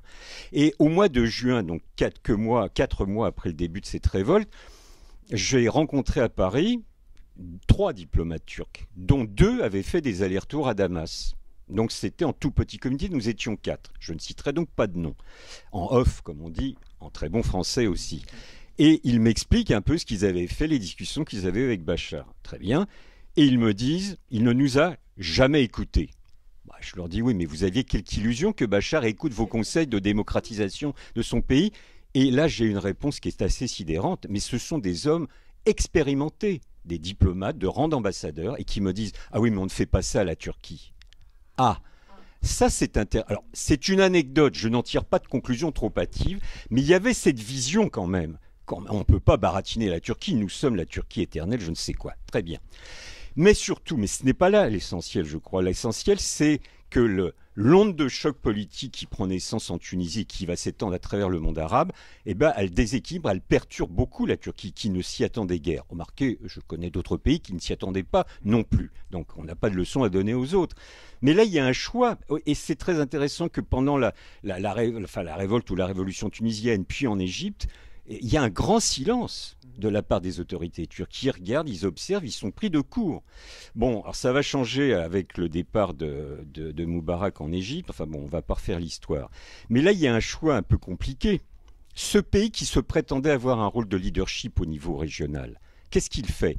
Il continue à avoir de bonnes relations avec les États, les gouvernements, les régimes existants. Je rappelle pour mémoire qu'en 2010, M. Erdogan a eu le prix des droits de l'homme en Libye, qui lui a donc été remis par le colonel Kadhafi. Quand même, il faut se rappeler de choses comme ça. Mais je ne veux pas donner de leçons. Nous, on a bien reçu le même Kadhafi en grande pompe. On a accepté Bachar el-Assad à l'été, enfin le 14 juillet 2008. Donc c'est vraiment, apprenons aussi à balayer devant notre porte. Enfin moi qui suis citoyen français, je ne donne pas de leçons aux autres. Mais enfin voilà, il y a ce choix. Et le choix, il est fait à propos de la Syrie. Donc à l'été 2011, là, il y a un basculement en se disant Bachar, il va dégager. Donc il faut appuyer le camp de la rébellion. Mais je pense que c'est une incompréhension totale. Alors là, je sais qu'avec certains d'entre vous, nous avons déjà eu des débats sur la Syrie, nous ne sommes pas toujours d'accord, mais peu importe, ça c'est la vie, c'est le débat démocratique. Mais je pense qu'il y avait une incompréhension à Ankara, comme à Paris, comme dans quelques autres endroits, des réalités, des dynamiques politiques du système syrien. Non, le système syrien, aussi atroce soit-il, ce n'est pas Ben Ali. Non, ce n'est pas Moubarak, etc. Il y a des dynamiques propres, et je crois que le problème, c'est que si la France fait des erreurs, on est quand même à 4000 km de Damas, ou à peu près. Le problème, comment 3000, bon ok. Mais le problème de Ankara, c'est qu'ils sont très proches, 900 km de frontière. Donc si un pays qui prétend avoir un rôle de leadership ne comprend rien aux dynamiques politiques qui se déroulent à sa frontière, c'est un peu problématique, pour le moins. Et le problème, c'est que Erdogan est à son caractère, mais encore une fois, moi je ne suis pas psychologue, c'est qu'il a, à partir de l'été 2011, soutenu par tous les moyens les différentes composantes de la rébellion, y compris celles qui se sont radicalisées. Moi, je ne parle pas de complicité entre les autorités turques et Daesh, mais disons de forme avérée de complaisance. Ça, c'est pas des mythes. On a des éléments tangibles de complaisance, pour ne pas dire plus, à l'égard de Daesh. Et le problème, c'est qu'aujourd'hui, et je vais m'arrêter là, Erdogan, il est toujours sur la même longueur d'onde. Il faut d'abord virer Bachar, et après on pourra imaginer engager un processus de négociation. Sauf que tous ceux qui étaient sur cette position, dont la France, pour le meilleur ou le pire, à vous de voir. Moi, je pense que c'est une évolution positive. Considère que Bachar, il est parti au problème, ça c'est clair. Mais qu'il va falloir faire avec encore quelques temps. Le plus court sera le mieux. Mais on est dans une situation où les lignes ont bougé. Les lignes ont bougé, c'est comme ça. Sauf la Turquie. Et que donc, il y a une sorte de rétractation sur des positions totalement dogmatiques, d'autisme politique, je vais utiliser un terme psychologique, qui le rend incapable de comprendre les évolutions. Et peut-être, mais on va y revenir sûrement, qu'on peut expliquer en partie l'incident d'hier matin par cet aspect. Il faut, pour la Turquie, tenter de desserrer les taux, tenter de, comment dirais-je, de restreindre la capacité de manœuvre des Russes, parce qu'il est évident que si les conférences de Vienne, on le souhaite, donne des résultats. On n'en est pas là, c'est très compliqué, c'est très linéamentaire. Eh bien, la Turquie, elle sera totalement isolée. Et donc, il y a cette sorte d'enfermement, d'acharnement obsessionnel, mais qui va se retourner en son contraire. Qui veut la parole? Comme ça, je suis... Alors, attendez, monsieur, puis...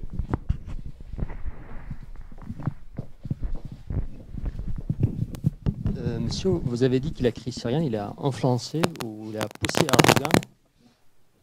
Erdogan à être autoritaire.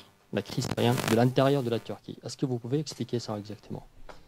Et après, je peux commenter, si vous voulez, le débat démocratique en Turquie entre les Kurdes et les Turcs. Parce que vous avez dit le malheur de Turquie, c'est en face de la question kurde. Alors, c'est les Kurdes, c'est les vrais malheureux en face de la Turquie. Ah, pas seulement la Turquie, les Syrie, l'Irak, l'Iran, c'est une grande histoire.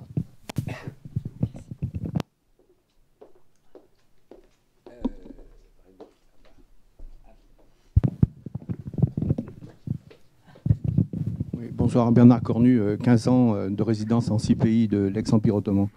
Je voudrais un peu compléter, nuancer les problèmes des relations, l'évolution des relations entre la Syrie et la Turquie. En 2009, ils avaient signé un accord pour faire un barrage sur l'Oron, sur la Scie, près de Salkine, enfin en aval de Harem et Salkine, barrage de la paix. Et en fait, quand ils sont venus un an plus tard, en avril, avec des ingénieurs, des géologues, etc., pour commencer à faire des études locales de géotechnique, les Turcs avaient amené des cartes et les Syriens ont dit « Ah non, ça, c'est pas les bonnes cartes, parce qu'il y a marqué frontière. Ça n'est pas une frontière. » Donc ils ont réalisé, en fait, au niveau du gouvernement, ils étaient très surpris. Je vous dis, ça c'est un vice-ministre qui me l'a dit, qui était dans ces négociations sur place, c'est lui-même qui me l'a dit face à face. Ils ont été surpris qu'il y avait encore cet irrédentisme syrien sur la légalité de la frontière de Hatay-Sanjak. Donc ça, déjà en 2010, c'était un peu chaud. Ils avaient aussi un premier écho en 2008-2009, quand ils voulaient déminer la frontière. Ils avaient fait un appel d'offres, la frontière syro-turque, qui était minée avant, et très lourdement. Et il y a eu un appel d'offres international, et le mieux disant, c'était une société israélienne, enfin, parce qu'il y avait un appel d'offres pour déminer, exploiter une bande de terre pendant une vingtaine d'années, pour s'assurer effectivement qu'il n'y avait plus de risques et tout ça. Bon, et en fait, il y a eu une opposition à la fois syrienne et des milieux de gauche turcs pour refuser qu'il y ait une installation d'une société israélienne à la frontière. Donc ça, c'est deux alertes déjà qui les rendaient un peu méfiants, malgré toutes les relations qu'on a évoquées, d'amitié, les vacances ensemble, etc. Vous avez parlé des 19 missions, mais vous n'avez pas dit que lors d'une des missions, et ça je le sais aussi de bonne source, la Turquie a demandé à la Syrie, de façon assez énergique, de nommer des ministres frères musulmans, proches des frères musulmans.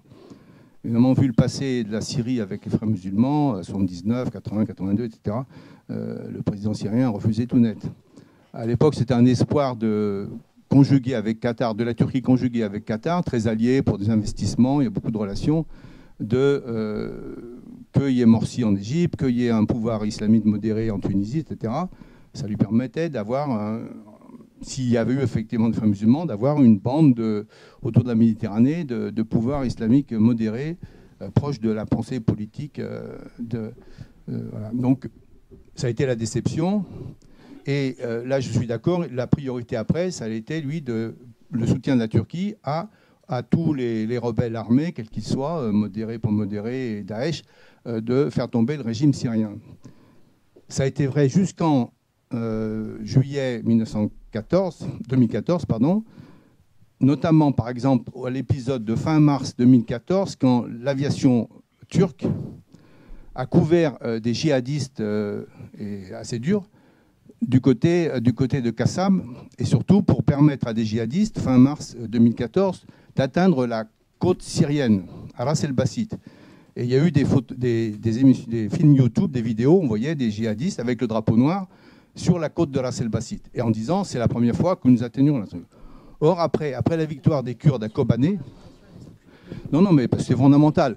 Après Kobané, en fait, et la priorité, en fait, c'était plus ça, parce que la Turquie a réalisé que le but de tous les troubles en Syrie, en fait, c'était de créer un couloir kurde continu entre un futur État kurde au nord de l'Irak et la Méditerranée.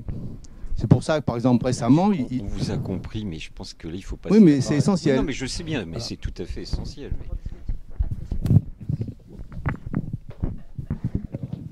On va passer le frac. Ils l'ont dit clairement. Bon, excusez-moi, je vais juste intervenir très brièvement. Excuse-moi, Ali, pour avoir réagi. Je suis Defne Gürsoy, journaliste d'origine turque. Je ne pense pas que le mouvement Fethullah est un mouvement soufi, mais bon, ça c'est une autre histoire. Et nous avons d'ailleurs vu que leur poids n'était pas énorme, puisque ça n'a pas vraiment changé la donne pendant les dernières 2 élections par rapport à leur passage à l'opposition, soi-disant. Non, mais bien sûr, mais on a toujours parlé de leur soutien. Donc là, maintenant, qui se proclament être en opposition, parce que c'est ça qui est très paradoxal, parce que ce n'est pas un parti politique, mais maintenant, ils font de l'opposition politique. Donc c'est un peu paradoxal. Mais c'est pas sur ça que je voulais revenir. C'était par rapport à la question de monsieur qui est parti sur la vulgarisation. Suffit d'aller voir le fameux accident de Soussoulou pour expliquer l'état profond. C'est comme un film de Claude Chabrol, la pute, le député, le mafieux et le député. Ça explique tout. En revanche, je me demande, par rapport à l'état profond, si l'état profond aujourd'hui doit être redéfini, parce que ça n'a pas l'air d'être tout à fait le même, et que Erdogan a créé son propre état profond, qui n'est pas tout à fait la même chose. C'est pas tout à fait la même chose que ce que nous, on avait entendu avec Soussoulou. Mais deuxièmement, ma question surtout, c'est sur ce côté économique dont vous parliez. Je me demande si une grande partie de la population turque est vraiment de classe moyenne, mais sur le côté... je crois que ça marche plus, c'est ça? Ça marche? Excusez-moi. Sur le côté, non seulement pour expliquer la dérive, mais aussi les élections, le côté économique était très important, puisque... Certes, on parle beaucoup de Turcs et de Kurdes, etc. Je suis d'accord avec tout ce que vous dites. On votait pour l'AKP, pour une stabilité, etc., une sécurité, mais aussi cette stabilité économique, parce que quand même, le problème de la bulle économique que représente l'économie turque, bubble economy, comme dirait, enfin vous êtes beaucoup plus compétent dans ce domaine, c'est que la majorité de cette classe moyenne turque dont vous parliez est surendettée, et vous le savez bien. Donc cette stabilité de voter pour Erdogan, c'est aussi de ne pas perdre quand même cette stabilité économique qui est nécessaire pour la survie de cette nouvelle classe, et plus petite que je pense que tu disais, moyenne de la Turquie. Merci. Merci, bonsoir. Moi, je m'appelle Caroline Créton. J'ai vécu 1 an en Turquie et je suis partie juste après les événements de Gezi. Du coup, ça m'a pas mal marqué. Et vous parliez tout à l'heure des difficultés à venir. Vous évoquiez les difficultés au niveau de la résolution du conflit kurde et aussi au niveau de l'unification de la société turque. Et je me demandais si c'était utopique de penser que la société civile, dont on n'a pas du tout parlé et qui pourtant existe, pourrait avoir un rôle positif à jouer dans ces dynamiques. Voilà. Bien, je pense que nos amis ont des éléments de réponse à apporter. Qui veut commencer? Behram? Je commence par... J'aimerais répondre au jeune homme de tout à l'heure. Donc c'est en quoi la crise syrienne a aggravé, a contribué à l'autoritarisme de Erdogan. Par plusieurs moyens. Je dirais avant tout par ses impacts. Les impacts qu'a eu la crise syrienne sur la Turquie ont alimenté l'autoritarisme d'Erdogan. Et je vais vous donner 2 exemples concrets. C'est qu'en fait, en Turquie, il y a toujours eu, depuis le début de la République turque, il y a toujours eu un problème alevi. On n'a pas beaucoup parlé des problèmes kurdes, mais aussi un problème alevi. Donc effectivement, la question alevi, les alevis qui ont toujours été un peu marginalisés, des citoyens de seconde catégorie. Donc il y avait eu un problème. Mais je pense que là aussi, c'est que un des effets de la crise syrienne, c'est qu'en fait, on oublie de le dire, et moi c'est un copain, j'ai un étudiant qui lui-même est alaouite de Syrie, qui a aussi des parents en Turquie, qui me le dit en fait, c'est qu'en fait, une fois qu'il est en difficulté, Bachar al-Assad, et qu'il a sorti la carte ethnique, attention, ces sunnites, ils vont nous égorger, en fait, ça a marché. Et je pense que, malheureusement, c'est qu'en fait, il y avait déjà un début de dialogue sur la question alevi en Turquie, et je pense que l'OAKP avait une certaine volonté de faire une ouverture à la question alevi, même s'il n'était pas encore très développé, très élaboré. En tout cas, il y avait une volonté, je pense qu'il y avait une part de sincérité. Et je pense que cette dynamique de dialogue pour régler la question alevi a été complètement cassée, rompue par la crise syrienne. Ça, c'est la première chose. Et ensuite, pour ce qui est l'autre impact négatif qui a aussi eu des conséquences dramatiques sur la Turquie, c'est par rapport à la question kurde. Là aussi, on l'a dit tout à l'heure, c'est qu'en fait,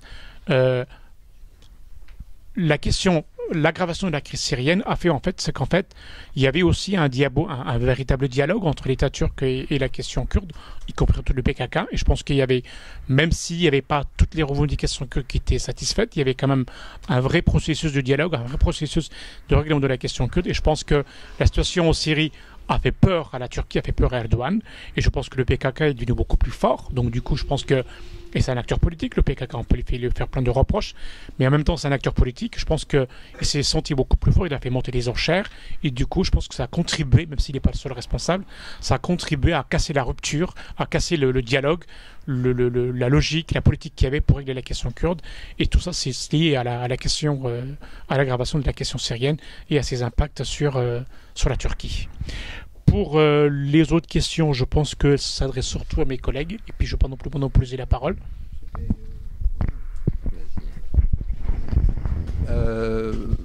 Tu veux une réponse de ma part? Je sais pas. C'est un cercle d'initiés ici.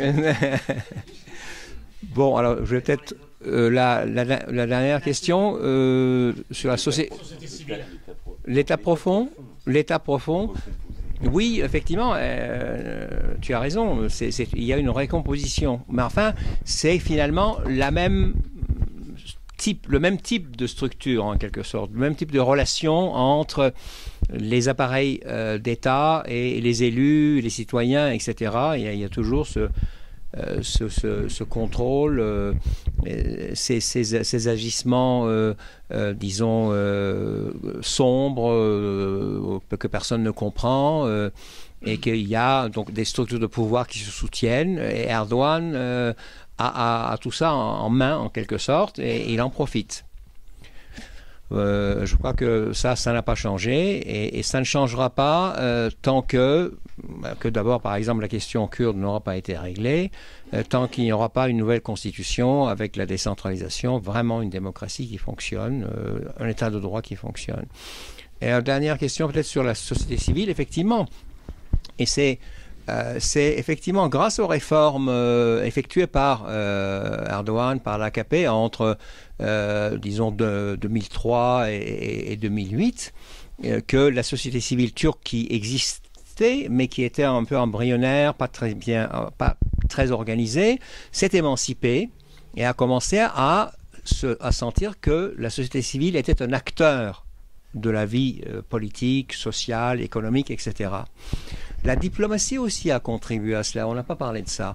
La diplomatie en Turquie, juste faire une parenthèse, était entre les mains des ambassadeurs, des militaires, des machins et tout, et la population était complètement coupée. L'AKP a eu le mérite d'introduire dans ce jeu diplomatique d'abord les milieux d'affaires, les entreprises, etc., mais aussi des organisations de société.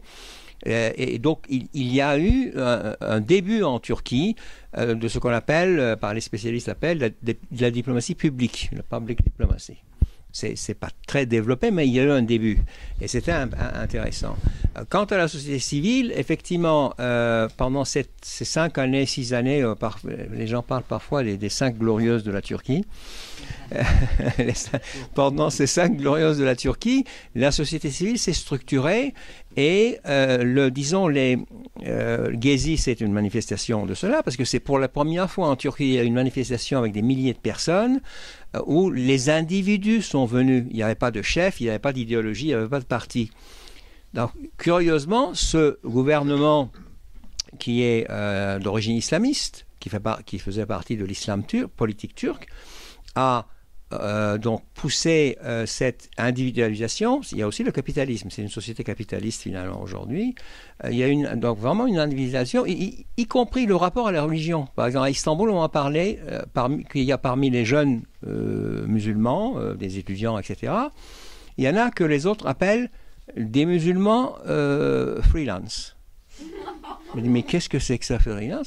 Eh bien, ce sont des jeunes qui ont un rapport complètement individualisé à la religion.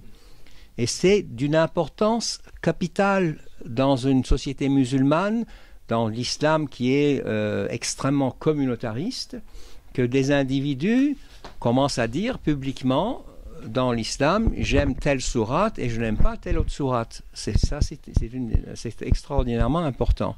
Et puis deuxième, donc je parlais de Gezi, de ce genre de phénomène aussi, et autre développement intéressant, face à un État négationniste, la société a commencé un travail de mémoire et une revendication pour la reconnaissance du génocide par l'État. Des Arméniens. Voilà. Et donc c'est très important, et il faut reconnaître que lorsque 3 universités d'Istanbul en 2005 ont essayé de faire une conférence avec des spécialistes turcs étrangers pour parler du génocide publiquement, alors les nationalistes ont saisi des procureurs, on a voulu interdire. Et Erdogan est intervenu et a permis que cette conférence ait lieu. Et ce processus de revendication pour la reconnaissance, etc., a commencé vraiment publiquement à ce moment-là. Et donc, je pense que ce qui a été gagné par la société pendant cette période est durable, va rester. Et encore une fois, c'est l'une des raisons, alors que c'est lui-même qui a contribué à ça. Il est furieux de voir qu'il ne peut pas imposer son idéologie conservatrice, etc., ses visions, machin, truc, à l'ensemble de la société. Il y a toujours des gens qui protestent et des gens qui résistent, en tout cas dans les milieux urbains. Je voudrais dire, deux petites précisions quand même. Sur le concept de société civile, moi j'aimerais qu'on puisse approfondir, on fera ça peut-être un autre soir, parce que...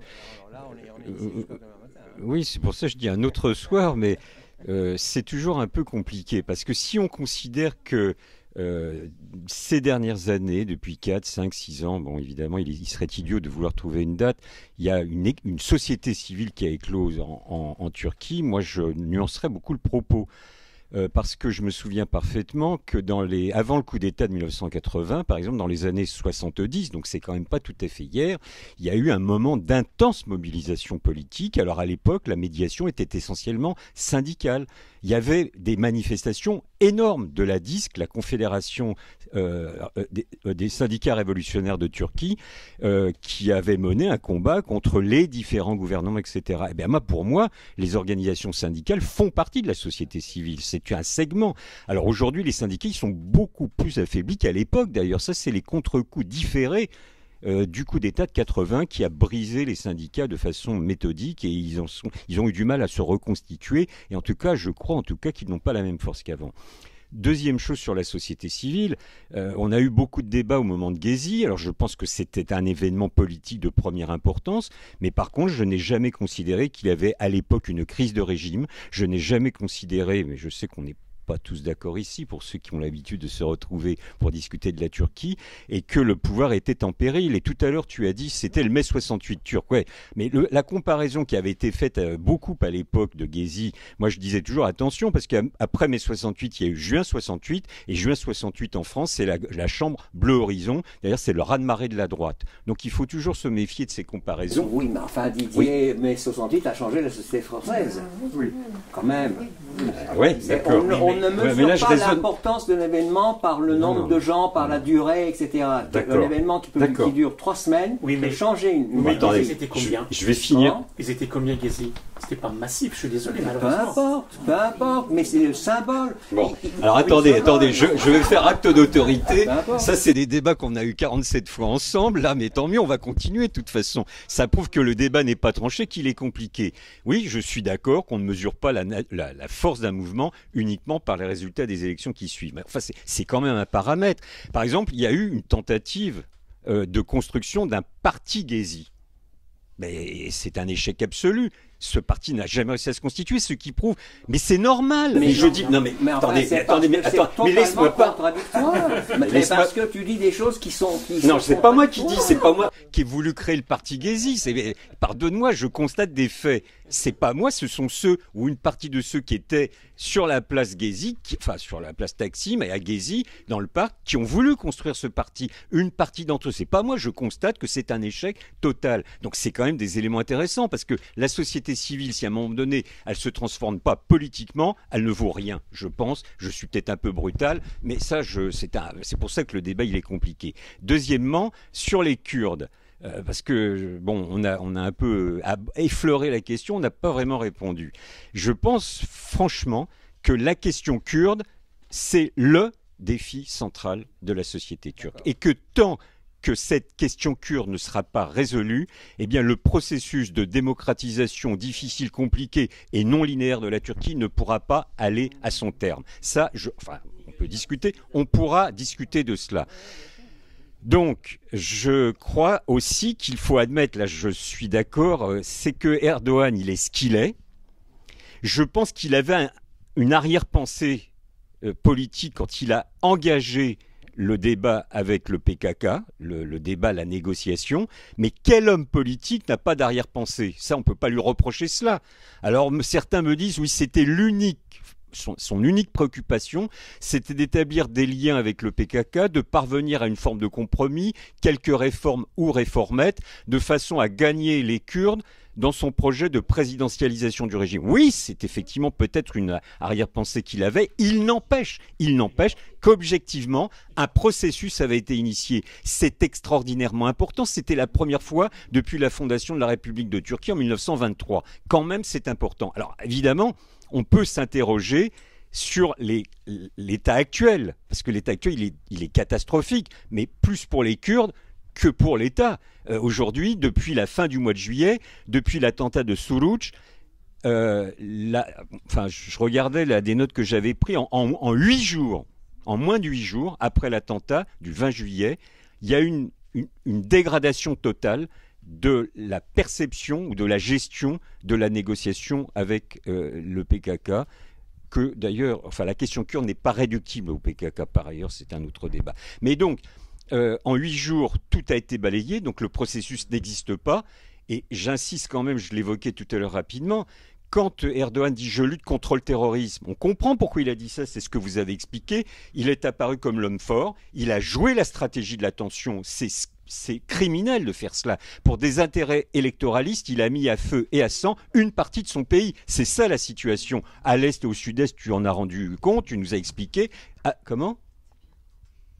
Merci de tes appréciations, Daphné, je suis très honoré. Je ne sais plus, j'en ai perdu le fil de ma pensée. Je suis troublé. Oui, c'est scandaleux. Donc, quand il parle du terrorisme, c'est pas acceptable. Moi, déjà, le terme de terrorisme, vous le savez comme moi, il n'y a pas de définition du terme de terrorisme à l'ONU. Jamais on s'est mis d'accord. Ce que certains caractérisent comme une organisation terroriste, d'autres considèrent que c'est un mouvement de libération nationale. Donc déjà, le débat est un peu piper. Mais en plus, mettre dans le même panier, si vous me passez l'expression, Daesh, l'État islamique avec le PKK, ce n'est pas acceptable. Ce n'est pas acceptable en termes de méthode.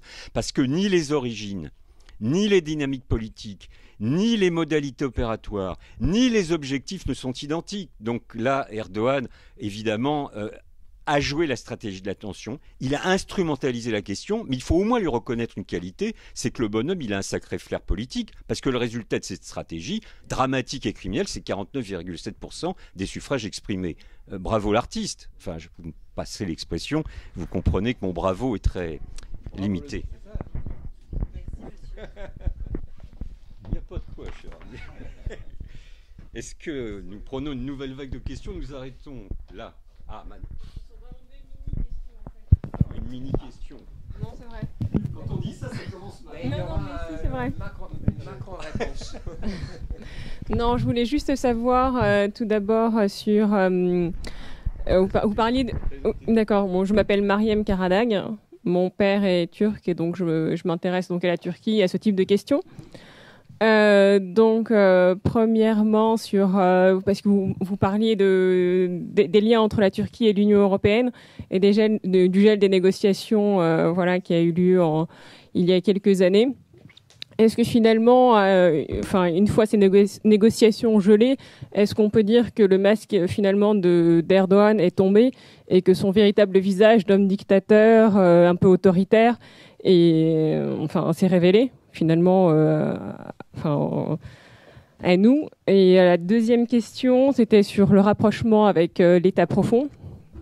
Est-ce qu'on peut dire que ce rapprochement s'est fait une fois que les militaires ont été plutôt renvoyés dans leur caserne? Est-ce que finalement Erdogan aurait réalisé à ce moment-là qu'il ne pouvait pas agir véritablement seul et qu'il avait quelque part besoin peut-être de militaires ou de liens avec des forces un peu obscures pour gouverner le pays? Voilà, donc deux petites questions.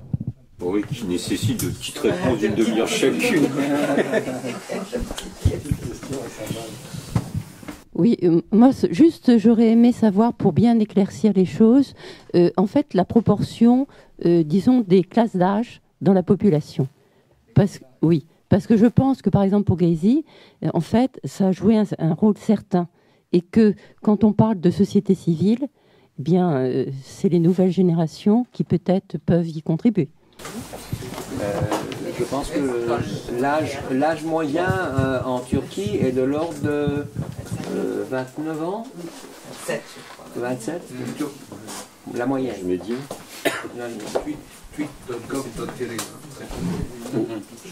Oui, donc c'est une société qui commence à... la transition est terminée, ça commence à vieillir, mais... Alors, vous avez donc demandé... Vous faites prendre le micro, parce que c'est enregistré. Alors, d'un coup, j'ai eu un doute sur la question. C'était lié à l'état profond? Oui, exactement. Est-ce que finalement Erdogan se rapproché ou renoué avec l'état profond une fois finalement avoir mis l'armée, une fois avoir finalement renvoyé les militaires dans leur caserne, se soit finalement rendu compte qu'il ne pouvait pas agir seul et donc du coup s'est rapproché de l'état profond pour pouvoir... Non, je pense que... non, ce que je voudrais dire, c'est que dans beaucoup de travaux de sociologie historique de l'État, des gens comme Pierre Birnbaum, etc., ont écrit que dans des pays où l'État est fort, les différentes forces de la société, les organisations, etc., ont tendance à imiter cet État ou à participer à cet État. Et c'est le cas, ça a été le cas longtemps en France, d'après lui, et puis c'est le cas en Turquie aussi. C'est-à-dire qu'Erdogan, en tant que leader, sentait sans doute qu'il avait besoin d'avoir un État profond qu'il contrôle. D'ailleurs, quand il est arrivé au pouvoir, et disons la liberté de penser qu'il a laissé à la population, à la société civile pendant plusieurs années, etc., c'était pour casser l'influence de l'État profond, disons, kémaliste. et remplacer ça par un État profond à sa main. Et finalement, les choses ne sont pas aussi simples que ça. Et il se contente de l'état profond qu'il a. Et comment est-ce qu'il a dominé cet état profond? D'abord, l'armée a été envoyée dans les casernes. Et deuxièmement, il a lancé cette série de procès qu'on a appelé le procès Ergenekon. Ergenekon, c'était un de ces réseaux occultes, criminels, etc., autour de l'État, qui tuaient les Kurdes, qui faisaient toutes sortes d'exactions. Et ce procès a suscité beaucoup d'espoir en disant enfin on va connaître la vérité et tout. Et finalement Erdogan en a fait une espèce de procès fourre-tout. Des journalistes qui ne lui plaisaient pas étaient renvoyés là-dedans. Des militaires, il y avait des militaires, des généraux putschistes qui devaient être là, d'autres qui ne l'étaient pas qui étaient envoyés. Enfin, ça a été une catastrophe. Mais c'était un moyen pour Erdogan d'établir, disons, son hégémonie sur ces réseaux occultes, sur cet état profond qui est différent par rapport à la période précédente, mais qui a la même fonction. C'est contrôler l'État, faire des attentats, des machins. Donc, enfin, ils sont. Oui. Alors, il y a eu un cas extraordinaire, un militaire qui avait dans les années 2000, je crois, qui avait assassiné, torturé des militants kurdes et tout ça, alors que tout était avéré, et il a été acquitté récemment. Le JTM, voilà, en plus. En fait, j'aurais une toute petite remarque à faire pour répondre à votre question. Je pense que ce qu'on a appelé l'état profond en Turquie des années 90 par rapport à aujourd'hui, Dieu merci, c'est quand même pas non plus très comparable. Il y avait quand même des dizaines et des dizaines de militants de l'opposition, du mouvement national kurde qui étaient assassinés d'une manière mystérieuse. Ça n'a jamais été élucidé, donc on est encore loin de là. Je pense qu'il faudrait beaucoup plus dire une espèce de réorganisation des rapports de force, qu'en fait, je pense que Erdogan, comme tout acteur politique, une fois qu'il a perdu ses alliés principaux, les gens du Gulen, et je pense qu'il a tellement eu peur, donc du coup il a été obligé de se rapprocher de l'armée, et je pense qu'il a dû se voir aussi que dans les affaires de Ergenekon, je pense effectivement que c'était beaucoup plus le fait de la mouvance de Gulen que de AKP lui-même, que de Erdogan, dans ces purges dans l'armée turque, ou avec des gens qui avaient été envoyés dans les prisons. Je pense que c'était surtout la volonté de Gulen que de Erdogan, même ils étaient complices tous les deux. Et je pense qu'à un moment, une fois qu'il s'est retrouvé en difficulté, il était obligé de se rapprocher de l'armée, parce que la police est devenue pas fiable, parce qu'elle avait été infiltrée par les gens de Gulen. Ensuite, la procurature, pareil, donc il ne faisait pas confiance. Donc, du coup, il était obligé de réorganiser ses rapports avec les structures, ce qu'on appelle les organisations, enfin les forces de défense du pays. Et je pense qu'il s'est aussi appuyé sur les structures de sécurité, ce qu'on appelle le MIT, donc les renseignements généraux, je ne sais pas comment ils appellent. Et je pense que c'est aussi parce qu'en fait, il a été obligé à un moment pour pouvoir consolider son pouvoir. Donc c'est beaucoup plus une espèce de réorganisation que plutôt de résurgence à part entière, telle qu'elle s'est existée dans les années 90.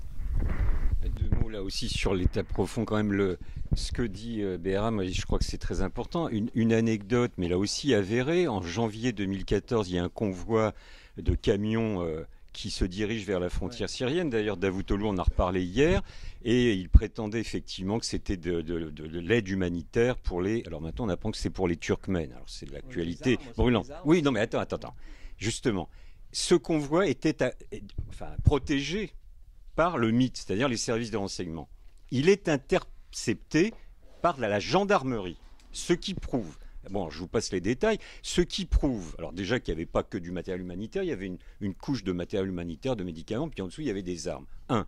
Et deux, le fait qu'il y ait eu un bisbis qui a failli dégénérer sur le terrain, concrètement, entre deux branches de l'appareil d'État, les services à la main de Erdogan, le chef des services, c'est Hakan Fidan, il a été nommé, c'est un très proche de Erdogan, c'est un homme très important, comme tous les chefs de service, évidemment, mais surtout en Turquie pour le coup, qui a failli s'opposer à la gendarmerie, indique qu'il y a des lignes de fracture au sein de l'appareil d'État et que Erdogan ne contrôle pas tout. Alors après, là aussi, on pourrait disserter et approfondir. Deuxième chose et dernière chose, puisque Jean-Paul me fait signe, tais-toi.